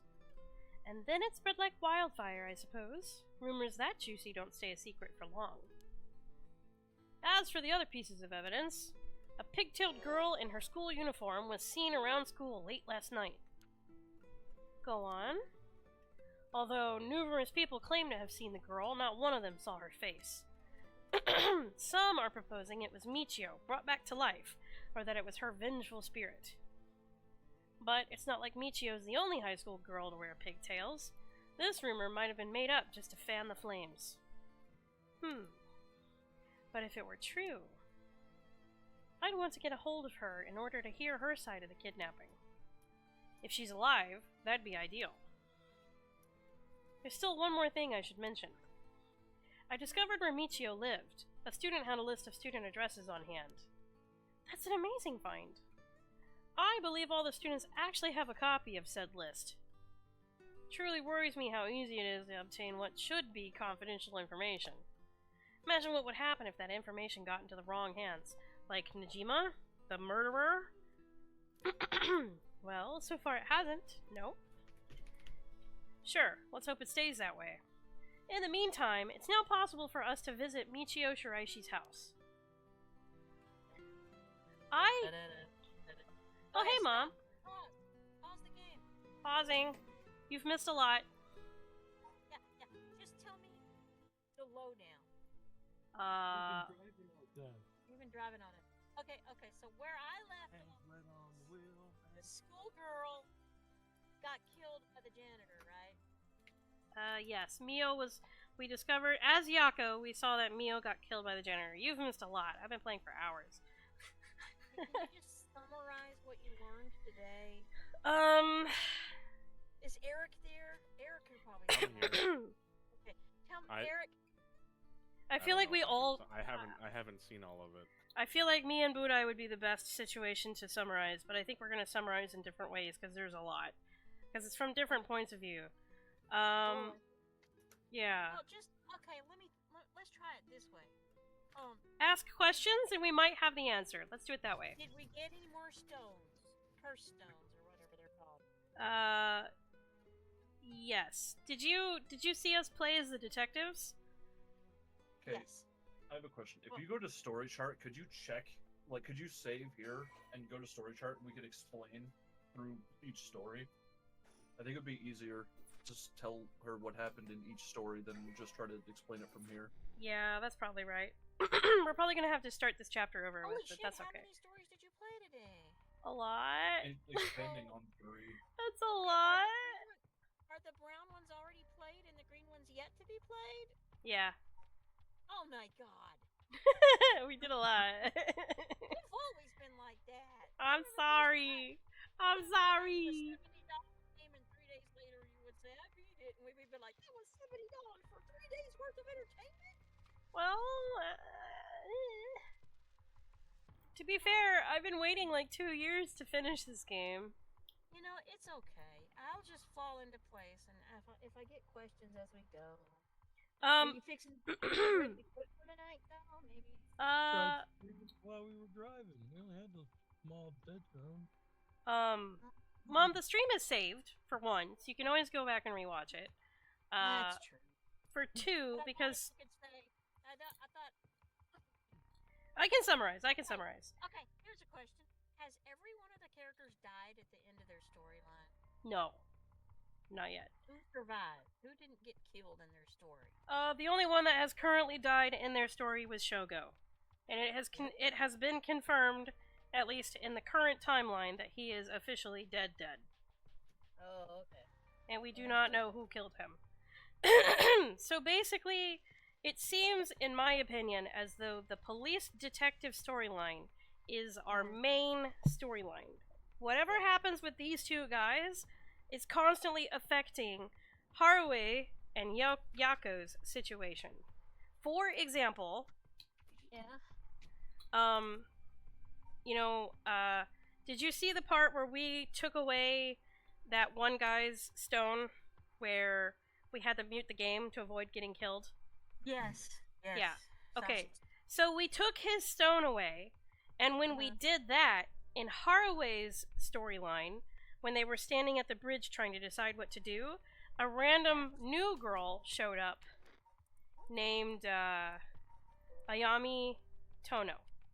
And basically, Ayami Tomo was talking about how she was talking about how she was relying on Yutaro to get all the souls for the Rite of Resurrection. She basically admitted that she was waiting for Yutaro to get all the souls so that she could steal his stone and use the rite for herself. We never found out from Yutaro what he needed the rite for, but we found out that his girlfriend, Ayami, was going to steal it from him in secret. But when the detectives took it away from him, when they were separated, Yutaro told Ayami that he lost it, but he didn't explain to her how he lost it. So she found Haraway and Michael Jackson. Yep. She found them two on the bridge, and she confronted them and asked them if they were curse bearers. And they were like, no, why are you so upfront about it? And they were like, she basically admitted that she wanted to steal his stone, but he was really stupid and got it taken away from him. So she was looking for somebody else who had curse stones so that she could just wait for them to get filled, so she could steal it instead. And it also, we have some other theories about her, but I gotta go to the bathroom really bad. So, Buddha, your turn to explain your theory about this girl. Okay, so basically, she's trying to resurrect an Edo-era painter named Hokusai, because she feels like his life was too short-lived and he could have painted so much better pictures if he had another 5 years or whatever. Right. So, and she's a complete nutcase about it, right? So she's like heavily invested on reviving him. But she herself doesn't have a stone or any way into this cursed energy stone game type deal. Yeah. So what she's trying to do is she's trying to steal someone else's stone. She's trying to get into this fight somehow, but she doesn't really have a solid way other than stealing. Oh, okay. So right now she's going around looking for ways to get a cursed stone so she can try to use the Rite of Resurrection. Does she have even one stone at all? She doesn't have any stones. She just knows that the Rite of Resurrection exists, and she needs a stone to activate it. Okay, so she's almost kind of sort of newbie too. Yeah, she just knows it exists. She knows the consensus of it because she dated the guy with the foot stone. Yeah. And so my theory on it is, in her profile, it pretty much says that she dates men for their money. And the guy who's been, the teacher that killed us outside of the school? Right. The, the historian guy that kind of got this whole thing kicked off. He said that he was being paid to research it. And so my theory is that that girl that is trying to get into the game somehow is stealing from older men and just like wealthy people to pay him to research it. So, because the guy that's researching it doesn't care about resurrecting anyone. He just cares about money. Right. So, my theory is that since he just wants the money and she just wants to revive someone, that she is stealing money from other people to pay him to research it. Oh, yeah, that makes a lot of sense. I wouldn't be surprised if you were correct on that. Yeah, that makes a lot of sense. Now, and she's, since she dates men for money, it makes sense that she would date them to get these stones too. Yeah. Oh. Yeah, it said she was going to steal it from the guy that she was dating, but he got it stolen already. So she's trying to do something else. But the current problem is the guy that she's paying. He got his stone stolen by the police. Right. So now she's probably looking for another way to get a stone. Oh, okay. Are we still talking about this girl? Yeah, I just kind of summed up what happened with her, I think. Okay. What, Mom? What? The current storyline you're working on. Okay, so the current storyline, we just did another part of Yako. Okay, so Yako's first story ended with failure because And we can only go so far. Yep, we could only go so far because Araishi was the one to kill her. He ended up being the one that had the curse stone that would disembowel people. So, when we died as Shogo being disemboweled, it was also Araishi that killed him then too. The detectives managed to get the stone away from Araishi because the Tetsuo basically has one of the most powerful stones out of all of them. You know, his stone is, oh, you can't lie to me. So pretty much all he's had to do so far is reveal his stone and be like, by the way, my stone lets me kill you if you lie to me, so hand it over. Give me your stone. And so he basically was able to... Wow, that is kind of a powerful stone to have. Yeah, so basically when we interrogated... I can't tell you that because if I lie, I'll die. Yeah, well, that's how Araishi really, what is the word? He manipulated the conversation like that. He was like, we would ask him a question, and he would say something like, oh, I don't have to tell you that. I don't gotta tell you that information if I don't want to. And it's like, right. He's not lying, he doesn't have to if he doesn't want to, you know? Right. So, basically... The police also have the benefit of being in a team of two. Yeah. So they end up, like, confronting people, saying, like, if you lie, you die, but also they've got, like, the muscle. Yeah, they're the police. So basically what ended up happening was, with Araishi, is we were able to convince him to tell we were able to tell if he was lying or not, based off of having the stone, because every time somebody lies, the curse button pops up, and because we're the detective, we're not killing anybody, you know? So, I haven't tried to click it as him yet, though, to see what happens, but, basically all it does is show us whether they're lying or not, right? So, he was lying at some points during the conversation, and we were able to weasel him into a situation where he gave us his curse stone so that we wouldn't tell the police about what he's been doing and that he had already killed somebody. Because at that point supposedly he had already killed somebody or something. So he gave up his stone. So that, because Tetsuo was like, yeah, it'd be a shame if you lost your funding for your research. Because Araishi confessed that the only reason he was researching into the Rite of Resurrection was because it was such a popular topic that somebody who was sponsoring him was giving him a lot of money to find out more about the rite. I like Budai's theory on this. Yeah. Right, so because we took away Araishi's stone in the detective story, when we went back to Yako's story and we steered the janitor away from Mio, but also left the school by ourselves, she ran into Araishi again, but this time she managed to sneak away without him seeing her.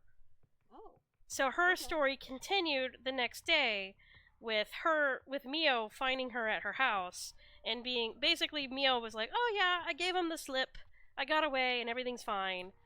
And then they were like, let's go back to the school, to see what's up. Can I interject?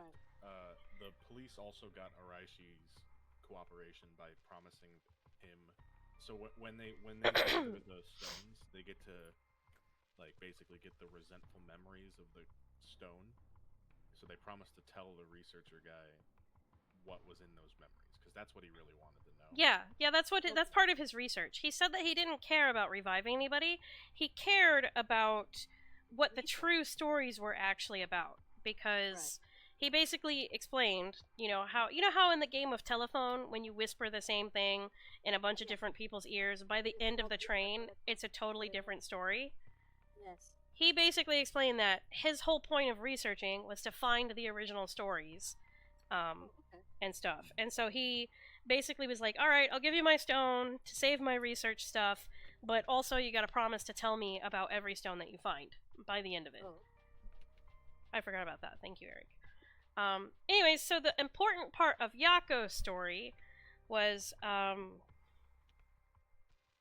when we went to the school, that's when they found out that the teacher, Janochi, was dead. Right. So I don't know if they told you about that when I went to the bathroom, but Oh, I Jinochi, didn't know we were dead. right? So Jinochi got killed. It looks like Do we know that? it's the teacher guy. So Jinochi was the teacher that Yako saw with Hitomi in the middle of the night at the school. He's also the guy who begged Michael Jackson for help because he thought the ghost of the girl who supposedly committed suicide was coming to kill him. Yeah, Michio. He said that he told Michael Jackson that Michio was trying to kill him, and he was scared for his life. So he turned up dead. Dude, While this is like it's not just the supernatural paranormal part of it. It's like a freaking also a murder mystery. no, it's gotten really confusing. It's like I think it's like mostly murder mystery. It just happens to be supernatural stuff is going on, throwing a wrench into everything. Yes, exactly. It's right. It's a supernatural thriller. I love those kind of movies. So this is just my speed.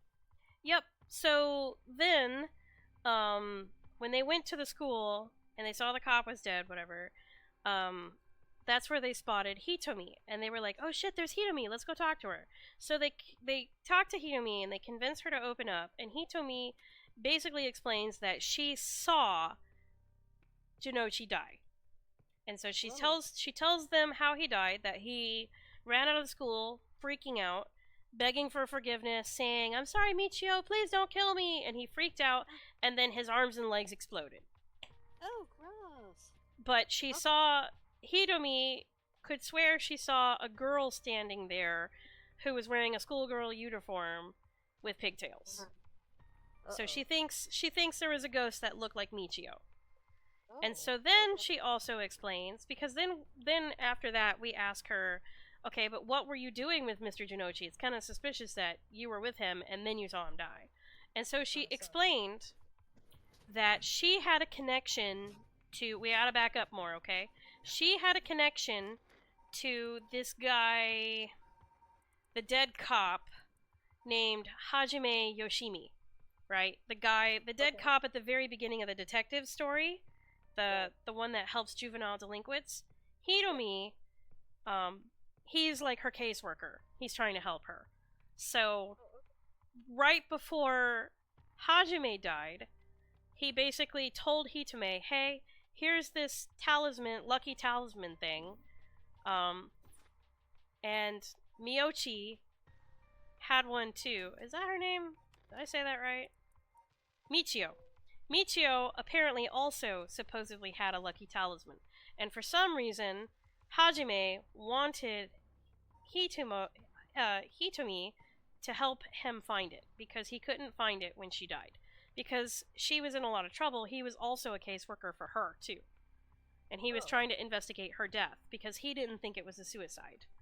Did we see who killed him, or is that another mystery? It's still a mystery. It's still a mystery who killed him. It's still a mystery who killed Michio and who killed Hajime. Those two are still a mystery. It's also still a mystery who killed Shogo, but we haven't seen Yoko since he sent her away, so we don't know if Yoko's alive or dead. I also have a theory about Yoko. So I think Yoko is the daughter of the old detective man. So they mention in his story basically that his wife broke up with him because he was too invested in work and he never gets to see his daughter anymore, and his daughter's in college. But the reason why we suspect it is because when the Curstone thing happened, whatever, he had to tell his partner, June, what he was doing before he was transferred over to the 1st Division. Before he transferred, he was working as part of the Paranormal Affairs Bureau. And when he was working in the paranormal, it's a secret bureau. And when he was working in the Paranormal Affairs Bureau, he revealed that there's this head honcho guy who has a parrot in his office that's like a means to speak with him, whatever, because he's never there. So people always report to the parrot and blah, blah, blah. But that's when June was like, oh, you must have spirit sense, huh? And Tetsuo was like, nah, in terms of spirit sense, I'm a lightweight. I could only drink half a beer before I knock out. And then June was like, why are you comparing spirit sense to beer? And Tetsuo... Tetsuo was like, he was like, I don't know, I've always done it, but I'm the only one who does. Except for Yoko. Yeah, he said it was like, this is just my thing. It's not standard. Yeah. He's like, it's just my thing that I say. He's totally her dad.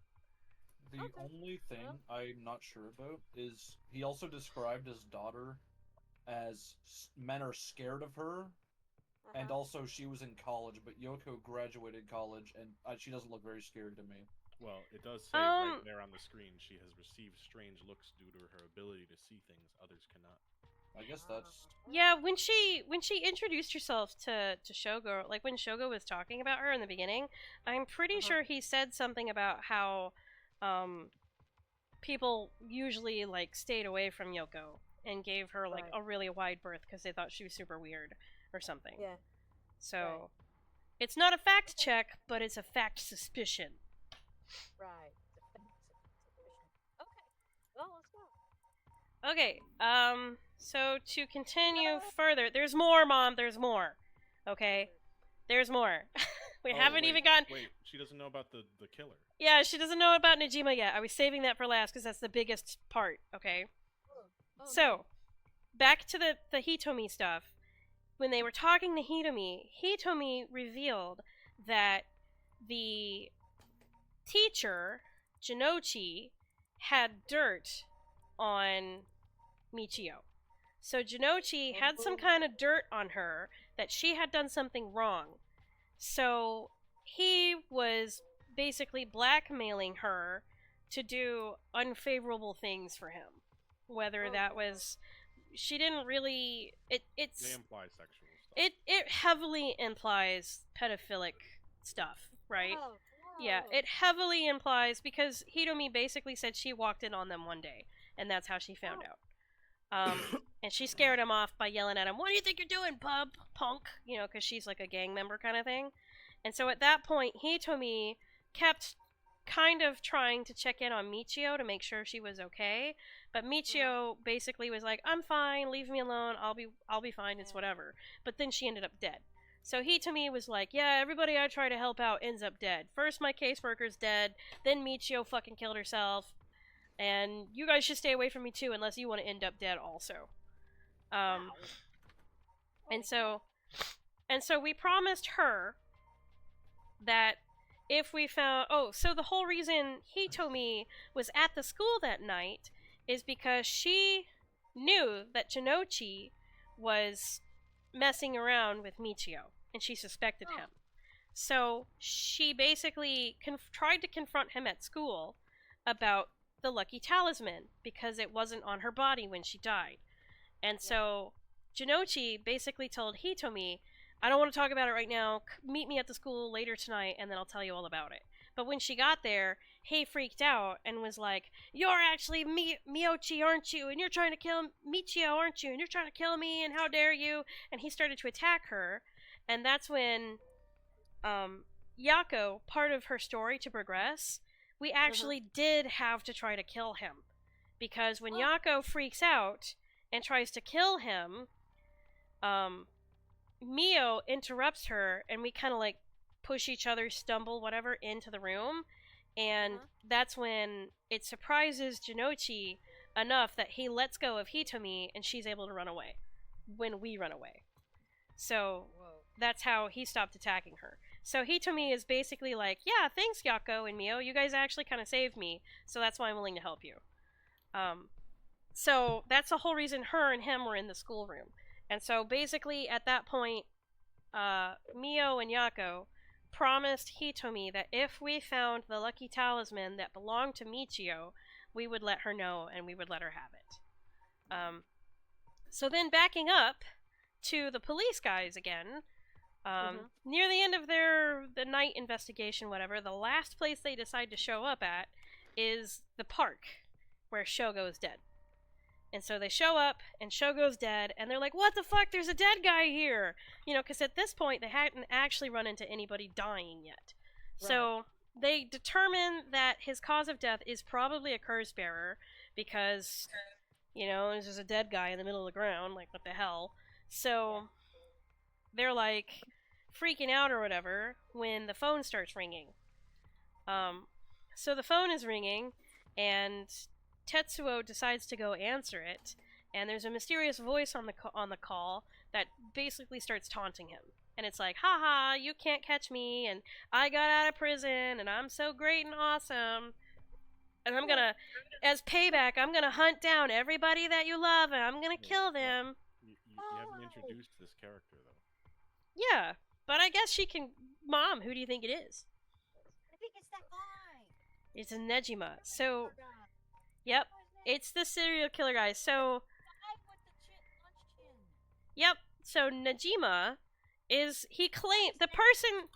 Nejima, yeah. Yep. So the person on the phone claims to be Nejima, and claims that he's got the curse of the reeds, or whatever. What's it called? One-way reed or whatever. Yeah, the one-sided reed. He claims that he has the one-sided reed, which is the story about the guy who gets enraged and cuts off an arm and a leg, right? Oh, wow. And so, because... Dude, I'm totally watching the stream. Dude, so he claims to be the guy who... Dude, I'm gonna have to watch the whole thing from the beginning all over again, too. Yeah, it's been a lot. The stream from earlier today has got like an hour and a half of BDO in it, but on the chapters section, it should switch over to the other game, so you can just click that. I'll show you how to do that, but, or I'll download it and separate it myself and put it on YouTube or something. But, so we think that's confirmation that Nejima is the janitor, because when Yako left the school... Wait, the janitor that I said it was the janitor? Yeah, so we think it's the janitor. We currently are on the agreement that it's probably the janitor. The janitor is probably Nejima. Unless... Dude, I thought it was the janitor, but then again, we're gonna find out that they're brothers. Right. Listen. So there are 3 curses that we don't know how they kill yet. The Fool's... No, I guess there's 4. The Fool's Possession, we don't actually know how those people die. Oh, I guess we do. The 30 seconds of music, whatever, right?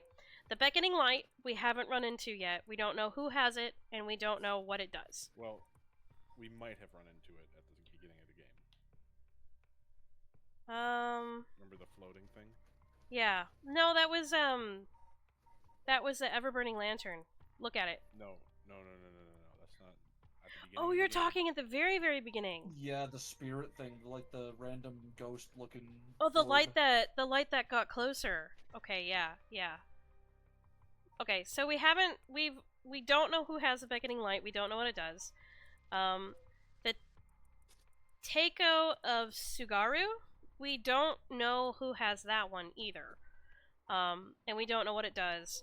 And the one-sided reed, we don't exactly know how it kills, but we have the theory that it's the curse that killed Mio and Yako's story because it ripped off an arm and a leg. Oh.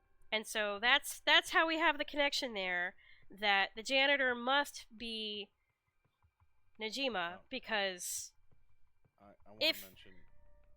Hmm? I want to mention something about Nejima. Okay. The killer guy. So, part of the story with, what's the fire girl? Haruwe? Yeah, Haruwe, her whole thing is she's investigating her son's disappearance and murder. They find out, I don't know if you were there for this, but they find out that, somebody witnessed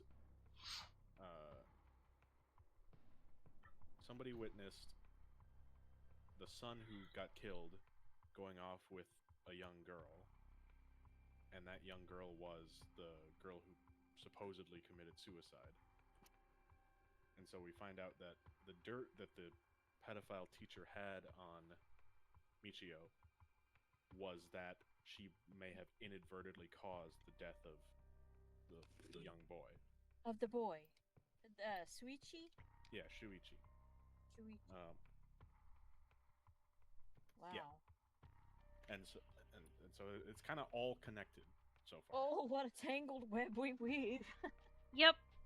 And every time we make progress or new progress in one storyline, it opens up new progress in a different storyline. Right. Right. And then you have to...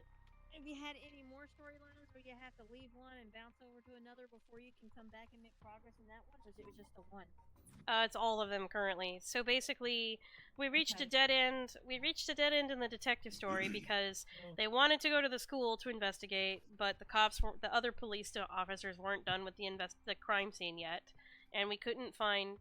The young detective wants to try to find Mio, because the older detective revealed that Mio is part of the secret paranormal service, the SPS.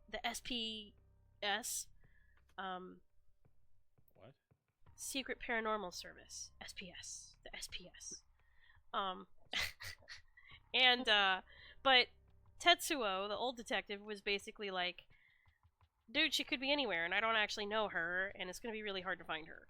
So they were like, well, no leads here, and then they went to Michio's house to try to talk to her parents to find out if they knew any new information about her death, because they think that she's connected to everything somehow. I forgot how they think that, but the parents weren't there either, so they're at a dead end in their story right now.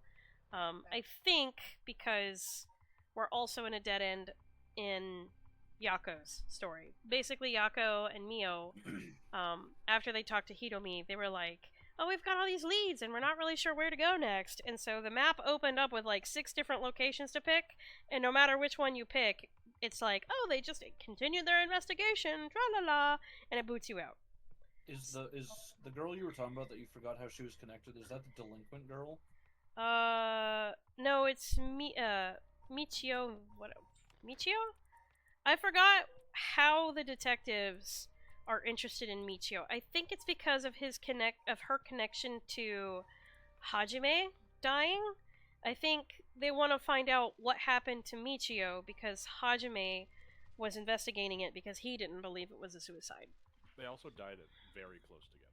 Yeah. Time-wise. Yeah, time-wise, they died very close, and so they suspect that somebody could have hit and killed Miyochi with a car or something, and that for some reason, somehow, potentially somebody could have killed Hajime to cover up something that he must have uncovered or found, or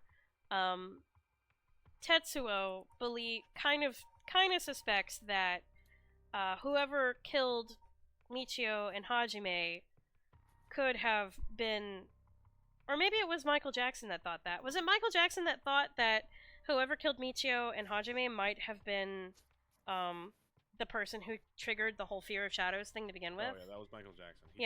He thought that it might have it might have been the triggering thing that had to happen.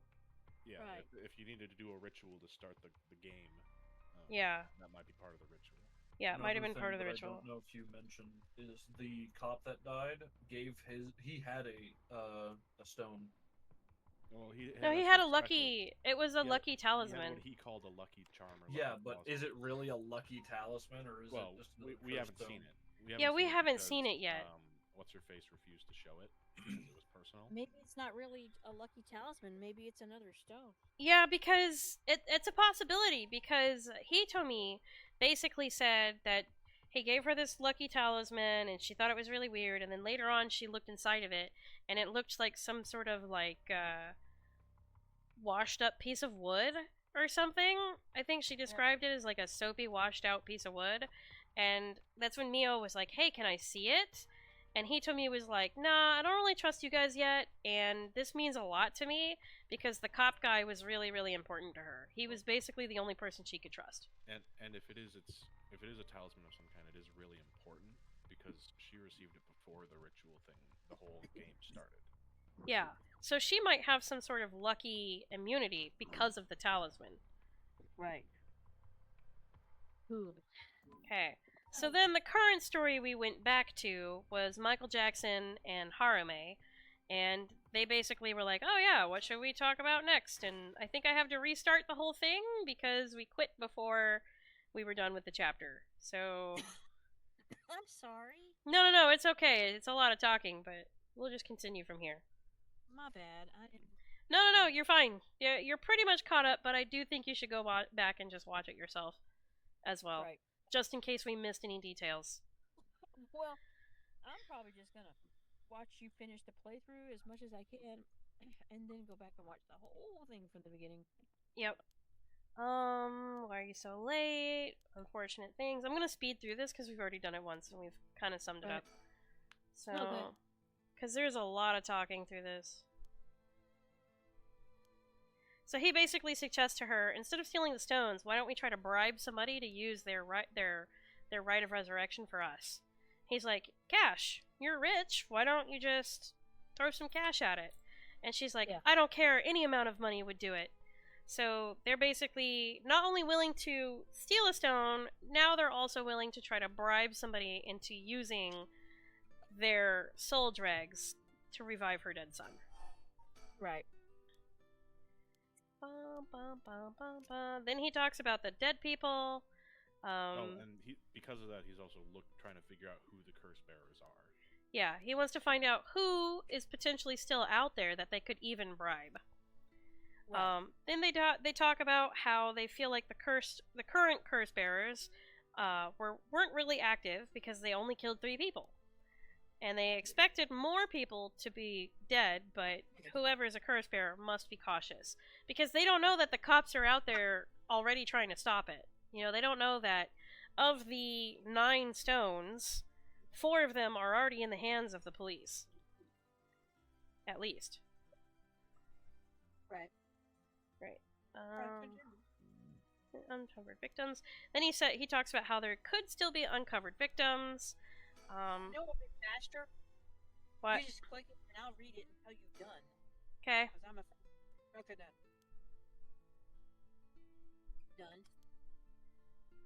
Done. You could just say next. Okay, next. Wait, no. Oh. That's fine. No, that's fine. Wait, you can show it all like that? It only goes back a certain amount. Oh, okay. No, that's fine. That's the way you're doing it. Curse bearers? Gotta start mine, ma'am. It makes me obvious from mouth when I became a curse bearer. It's be very risky since the curse bearer. Next. Next. Next. Next.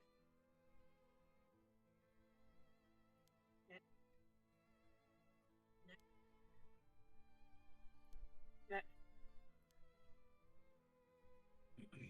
Next.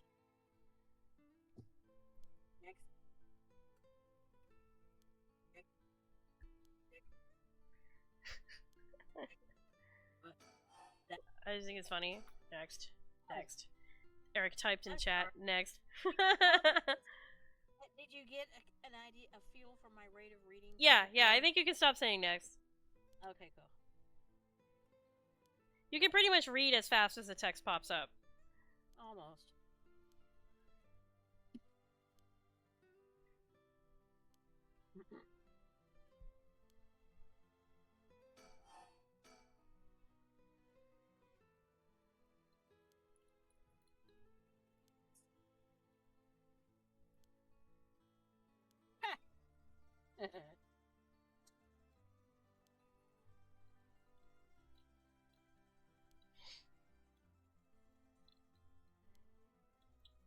Draw this photo.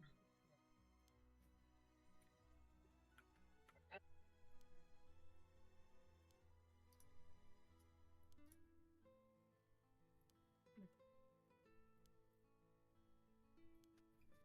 still understand why text me the part. No. Name this guy Michael Jackson. He's got the glove. Yep. That's what hat. Yeah. That's why we've been calling him Michael Jackson. Yeah, that's why it was basically why we did it. Yeah. Oh fuck. Okay, I was getting confused between him and that other guy, the one who died. No, no. This is Michael Jackson. He's totally Michael Jackson. Yep. His nose is a little too big, but I'm sorry, that was... It's okay, Mom. He's been dead for a while now. I think it's safe. No, I was thinking of Michael Jackson. No, the Yeah? guy. I guess. Dude, he was a little kid when I was a little kid. You're still reading this, right? Yeah. Okay, good. Sort of.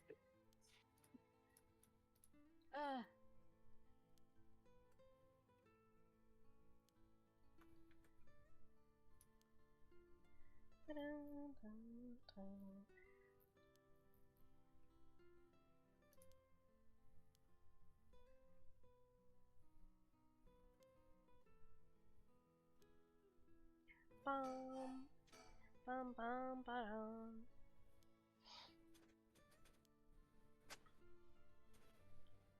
Uh-oh. Oh, toxicity. Yeah. So he's not a threat anymore. We know his stone is gone. Yeah. But he might be a good source of information, since he knows more about the curse stones than we do. he's also an asshole. Yeah, he's also a jerk. He is. I remember that.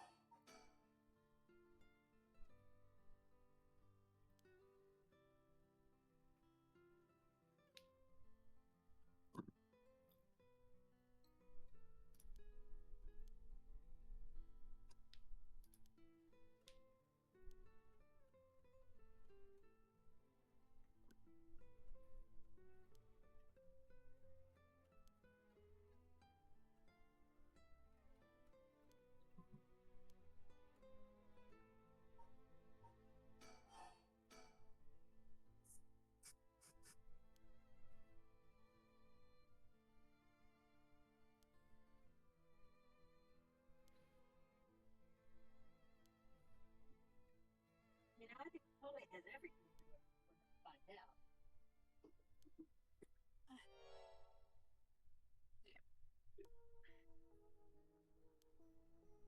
How?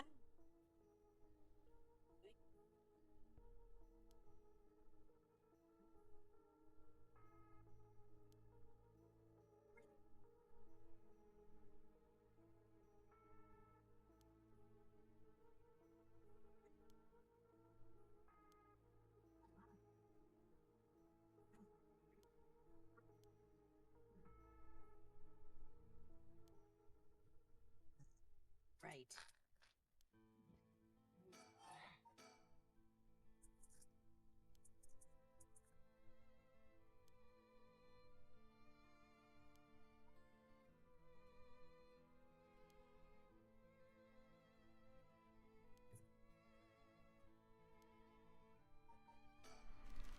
Okay.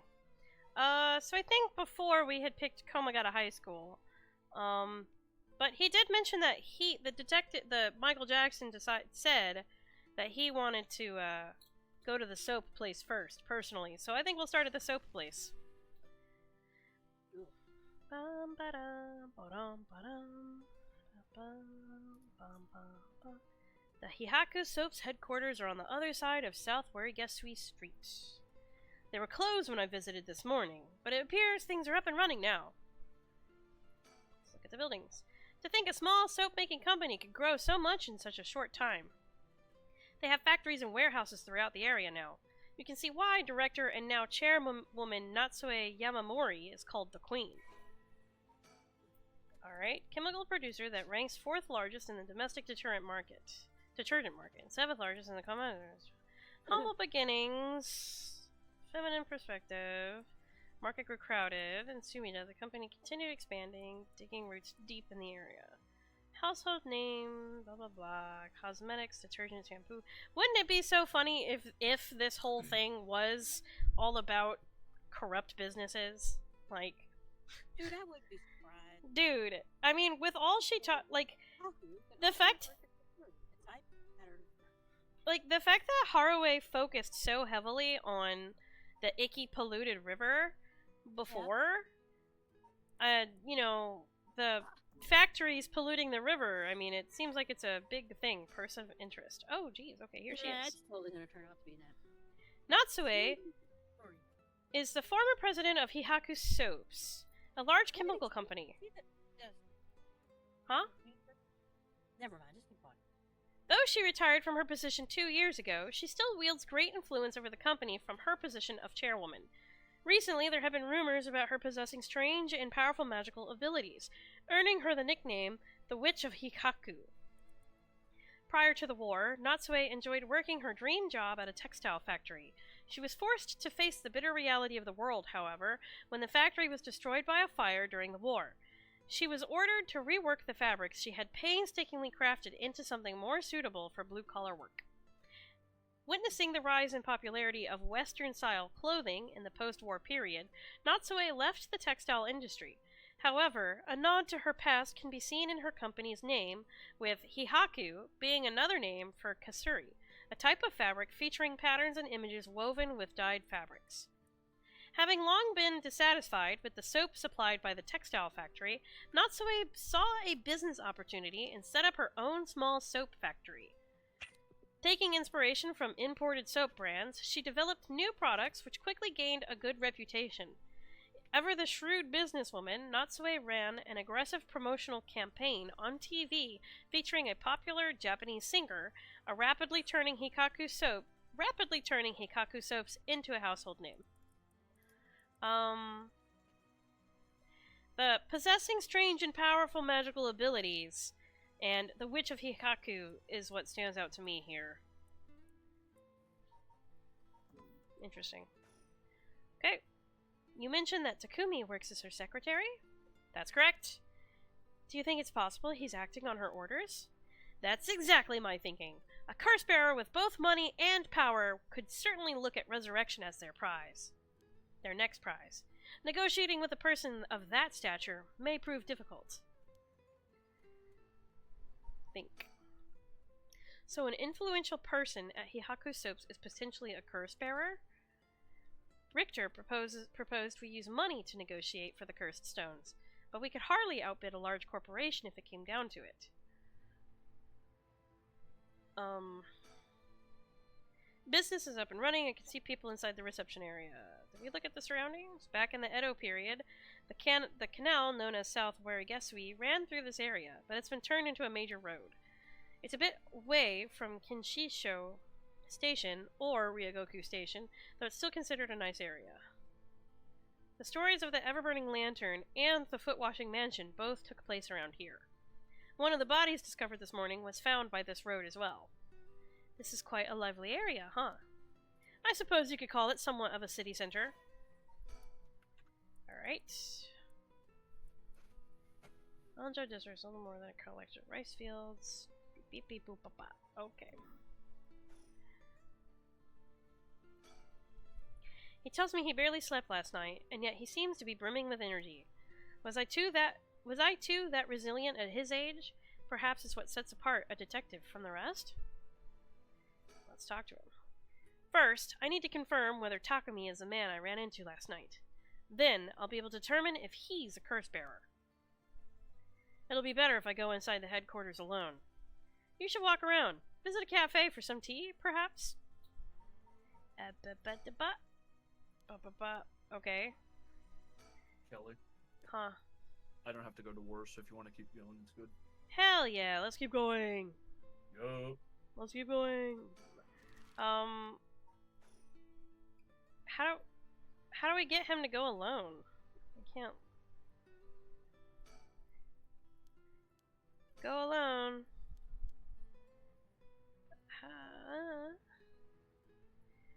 Okay, he said a tea shop. But I don't... Fuck? Okay, here we go. I'm going to go in. I may be a while, so feel free to find somewhere to kill time. Okay, good luck in there. Tippity taps, tippity taps. Alright, he's back. That was fast. Sorry to keep you waiting. How did it go? I'll fast forward to the conclusion. I met with Takumi. There's no doubt he's the same man I saw last night. But it doesn't seem like he's a curse bearer. But that doesn't mean he has no connections to the recent curses. He knew about the 7 mysteries. He even guessed we have a curse stone of our own.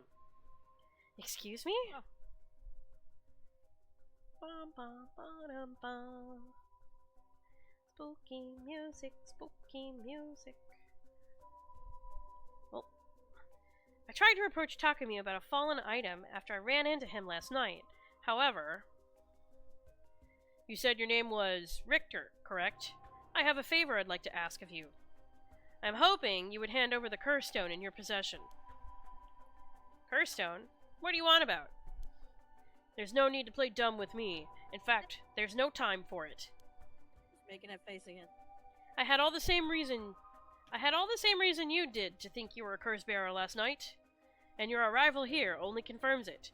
You are a curse bearer, no? ... You're right, we lack time. I'll confess, I am a curse bearer. I possess the curse stone of the haunting clappers. I'm glad to hear the truth. Finally, this conversation is worthwhile. It is a dangerous item you hold. Give it to me. My company will take the responsibility to dispose of it. Of course you will. I didn't know the soap business specialized in scrubbing curses clean.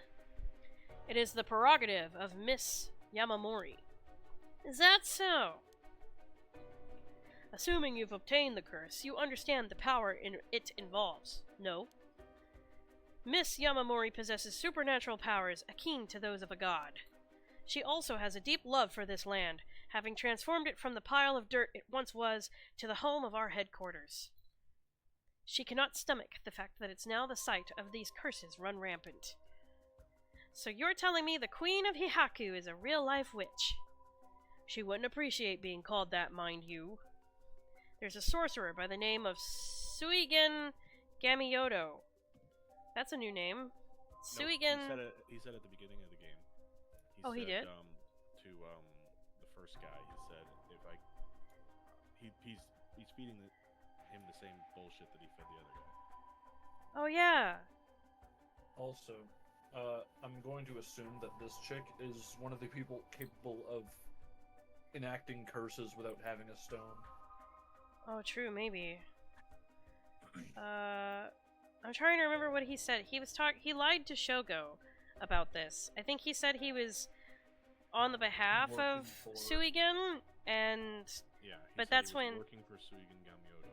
Yeah, but then Shogo remembered that this guy worked for the soap company instead, and he was like, "You're lying!" Huh. Objection. There's a sorcerer by the name of Suigen Gamioto, who is gallantly working behind the scenes, exorcising spirits and the like. Go on. That being so, there have already been instances of the dead coming back to life. Do you understand the urgency of this matter? These are curses we're speaking of, tools which are used by wicked beings to possess people. The rite of resurrection is nothing but a fabrication meant to seduce the curse bearers into unspeakable action. If you truly understand what I'm talking about, you must hand over that curse stone at once. Very interesting. With that said, just how many curse stones have you acquired so far? If what you tell me is true, surely the company would have launched a large-scale search by now. We have 6. Nuh-uh, he's fucking lying. There's no way. 6? Whoa, I can rest at easy then. And here I thought I was at risk of being cursed. It seems we're on the same page. If that is the case, you should hand over your curse stone immediately. I'm sorry to disappoint you, but it's not actually in my possession at the moment. Considering its importance, I've been keeping it in hiding. Really now. Then I'll accompany you while you retrieve it. I'm sorry, but I've got something important to attend to. But, I promise, I'll return with it later. Very well. Then you won't refuse to provide your address and telephone number, I presume. How prudent of you. I'll oblige.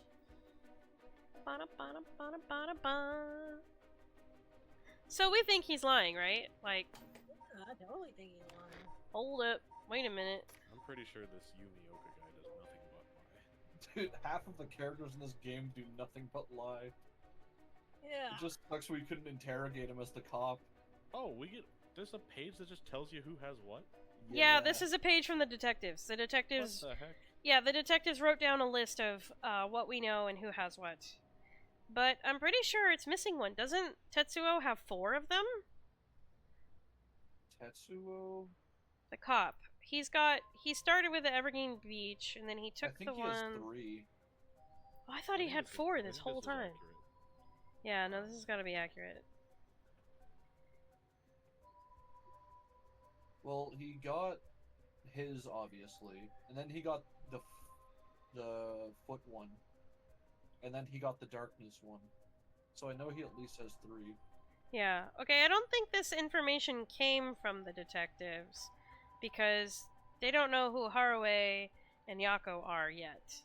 Yeah, But this they isn't a definitely... gameplay guide. Yeah, this is a gameplay thing, so this is just a list for us. So yeah, we don't know who's got the Whispering Canal, we don't know the Beacon of Light, and we don't know the Teiko. Yeah, we know who had the Whispering Canal in the other timeline. Yeah. But even with the ones that are missing, we know for sure that this guy is fucking lying. There's no way he has 6.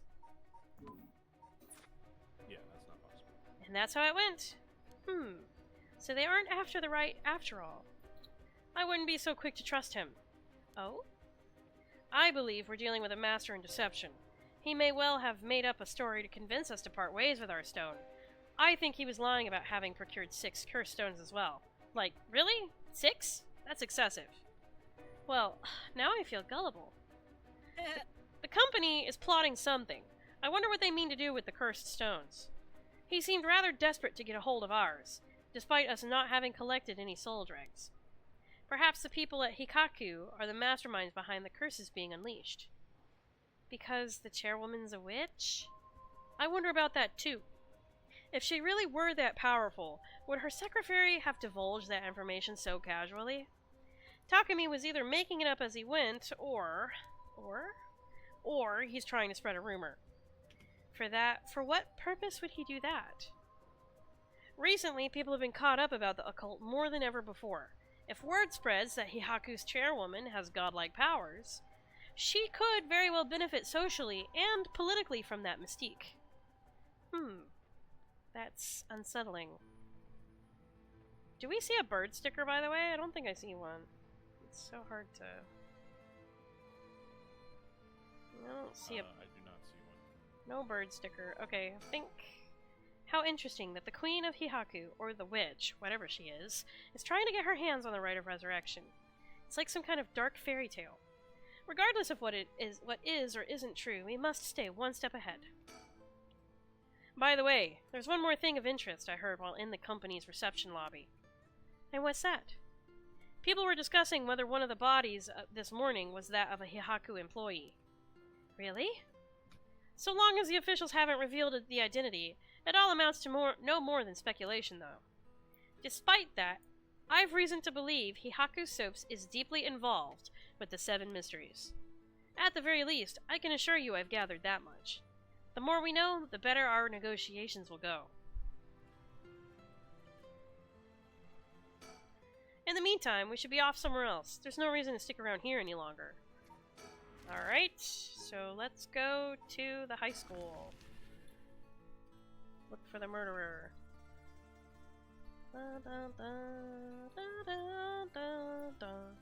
Here we are at Ground Zero, Komagata High School. I guess it's logical that the police has got this place shut down. The teacher's body was found here after all. It's as if the students have nowhere to go now that the school's closed. Talk. This place is said to be connected with the story of the Fool's procession. I wouldn't be surprised if a curse bearer decided to turn up. However, I need to find out if that teacher was a curse bearer or not. I expect the police to be baffled, since they don't know about the curses. I can ask around and see what the students have to say. Inquire. Alright, I'll go ask the students about Michio. Tippity taps, tippity taps. Oh my god, he's back so fast. I'm back, ma'am. So, what did you learn? That school kids sure love a good rumor. I was practically drowning in stories about Mr. Genochi and Michio, most of which seem dubious at best. Not surprising. Most of what I heard was hardly worth a second thought, but there was one story that caught my attention. Oh? Some believe that Michio is the one who killed Mr. Jinochi. Really? The story's got 2 pieces of evidence to back it up. One of them wasn't news to me. Apparently he's been mumbling that Michio was going to kill him for some days now. A fellow teacher overheard his mumbling and told the students. And then it spread like wildfire, I suppose. Rumors that juicy don't stay a secret for long.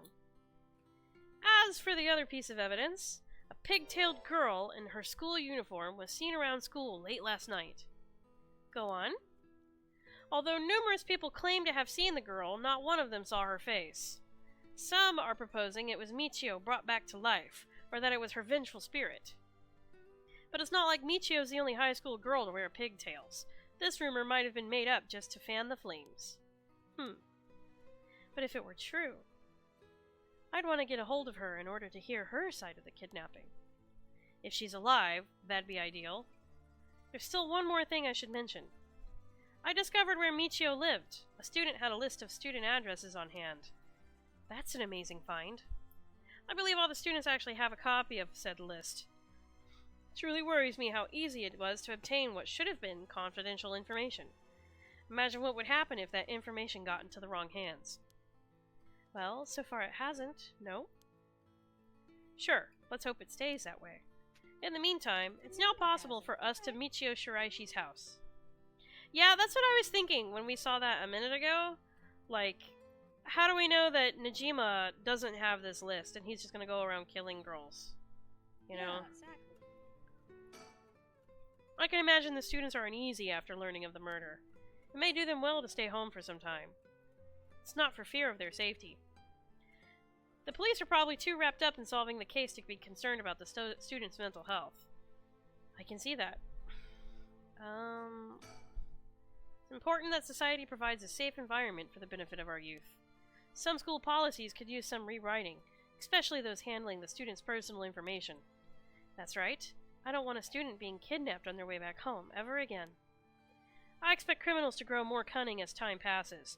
There may be times where the authorities can't keep up. That's where our outlaws, such as myself, come in. What's this about? Actually, just forget I said anything. What? What did he say? He said his outlaws like me come in. Maybe he's not actually a detective. Huh.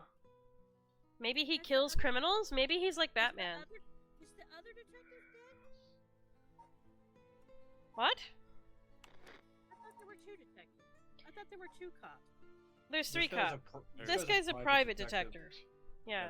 There's 4 detectives total. 2 Okay. active duty, 1 private, and 1 dead. Yep. Dead. So the dead one is Hajime. The 2 active ones that are actually detectives is Tetsuo and Jun, Ario. And the private detector is Richter. But Richter went to... Yeah, Michael Jackson. So Michael Jackson actually went to college or whatever. He went to the police academy with Ario. But due to the...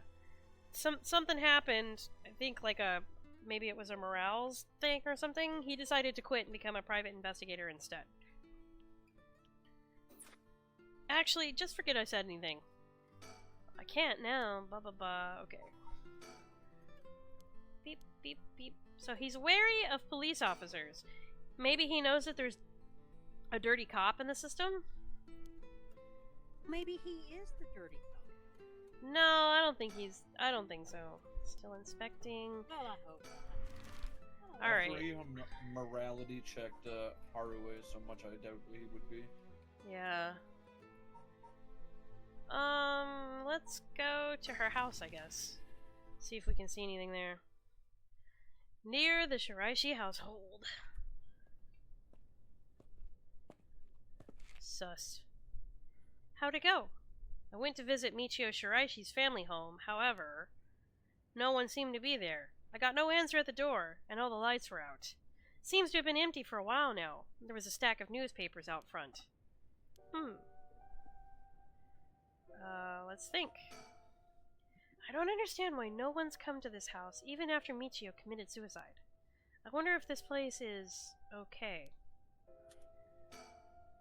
I've never liked these messy and cluttered back streets. They give me the jitters every time. It's reassuring to have someone as strong and tall as Richter accompanying me.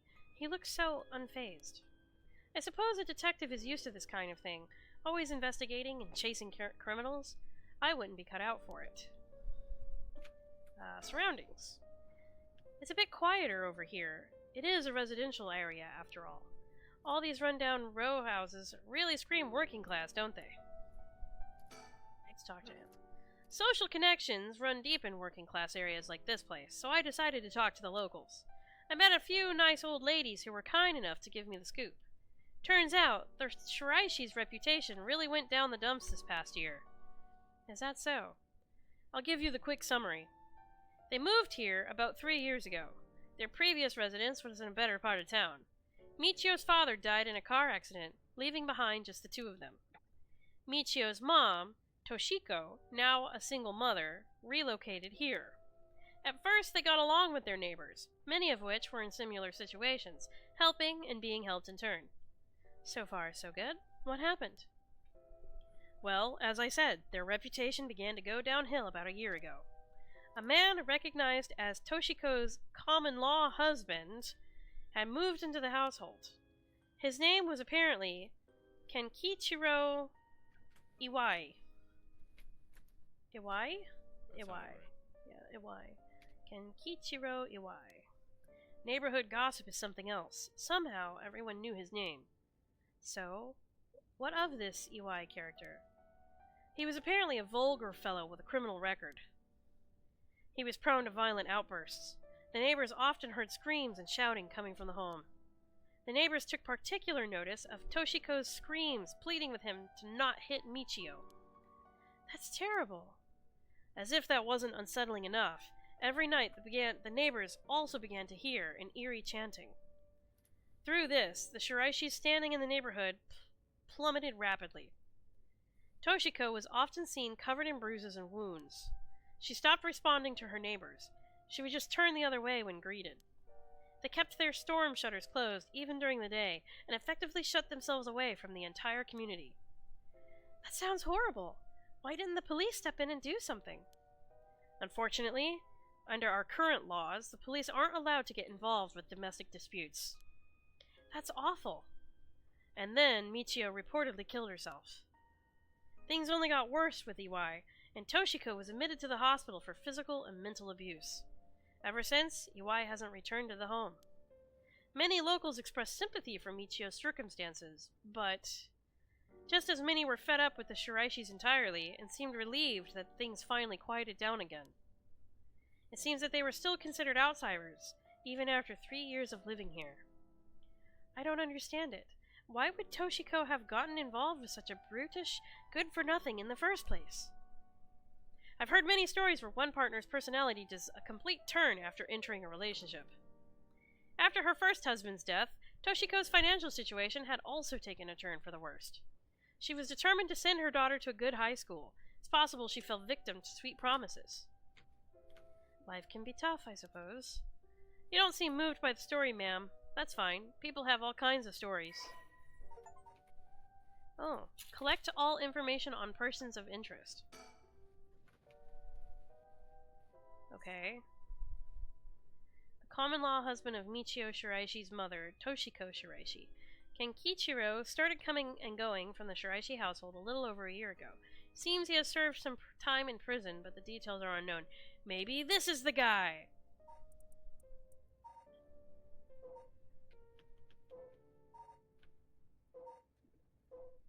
Well, we can't tell because he's got no hair. And the noses are different. Oh. That looks Okay. like the difference of 50 years, not 20. Yeah, not 20. Think. The Shiraishis were dealt a tough hand. I can't imagine what it was like. Could it be the girl was forced by her circumstances to take part in the kidnapping? But the Shiraishis certainly hadn't lucked out with theirs. Bringing such a violent man into it. Okay, I think that's all we got here. So, one last look around. And let's move on to the park. To the park. To the park.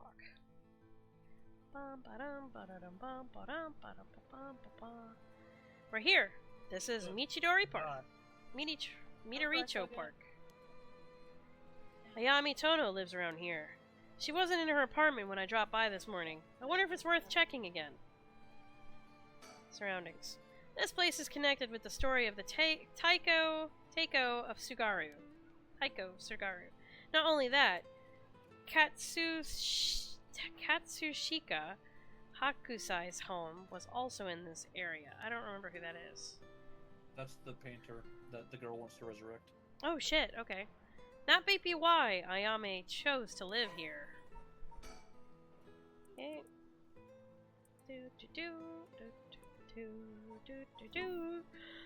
Oh, she really is obsessive, isn't she? Yeah, If she came to live here purely because the guy lived here, that's freaking crazy. That's insane.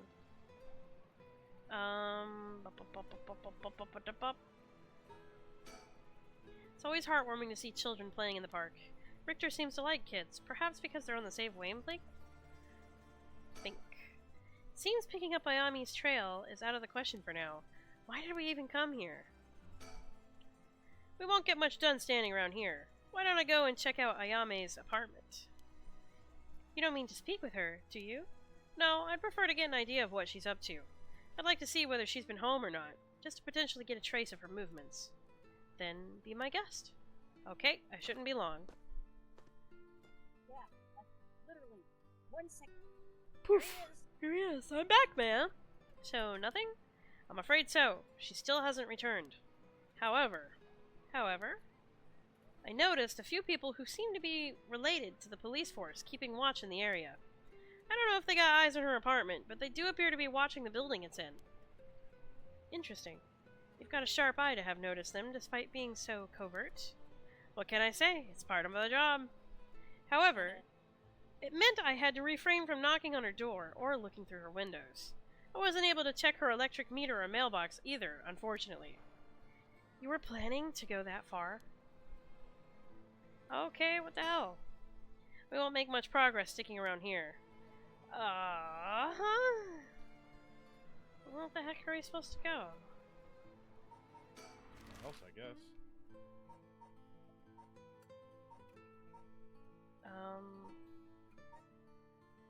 Maybe back to the high school? That's where everybody else is, right? Yeah, like maybe the police are done now?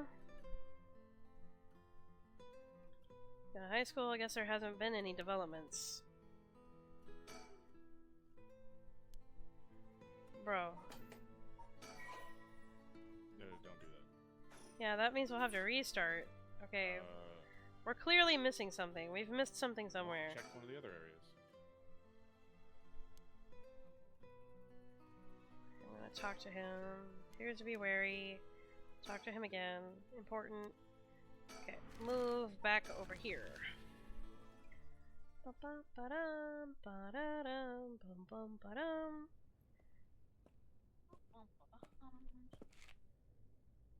Doubt anyone's still living there. What? Oh? So you came here too? Question mark? What is it? Oh shit! Okay. Was it that guy? It's the two detectives! Could you repeat what you know one more time for me, Richter? No. Oh shit! When two stories collide! Alright, now we have to take a break.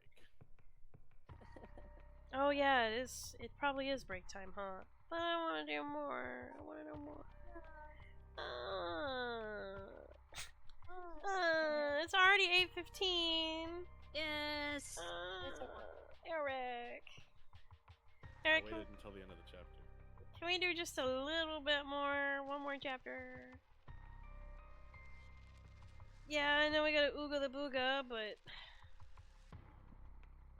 Alright, he knows what ooga the booga means now. Who? The you know who? Yeah, you know who. Oh, it didn't take him long. Well, that's because you look him in the eyes and say, "Do you want to ooga the booga?" No, I don't say that. I don't know what you're talking about. Alright, okay. Well, I guess we made it. Yes, I can hear you. Alright, fine. We made a lot of progress. We'll pick up here tomorrow. Gotta ooga the booga and go to bed. Get ready for bed, at least. Yes. That time of day. Well, thanks for, yeah, we got a little further, right? Yeah.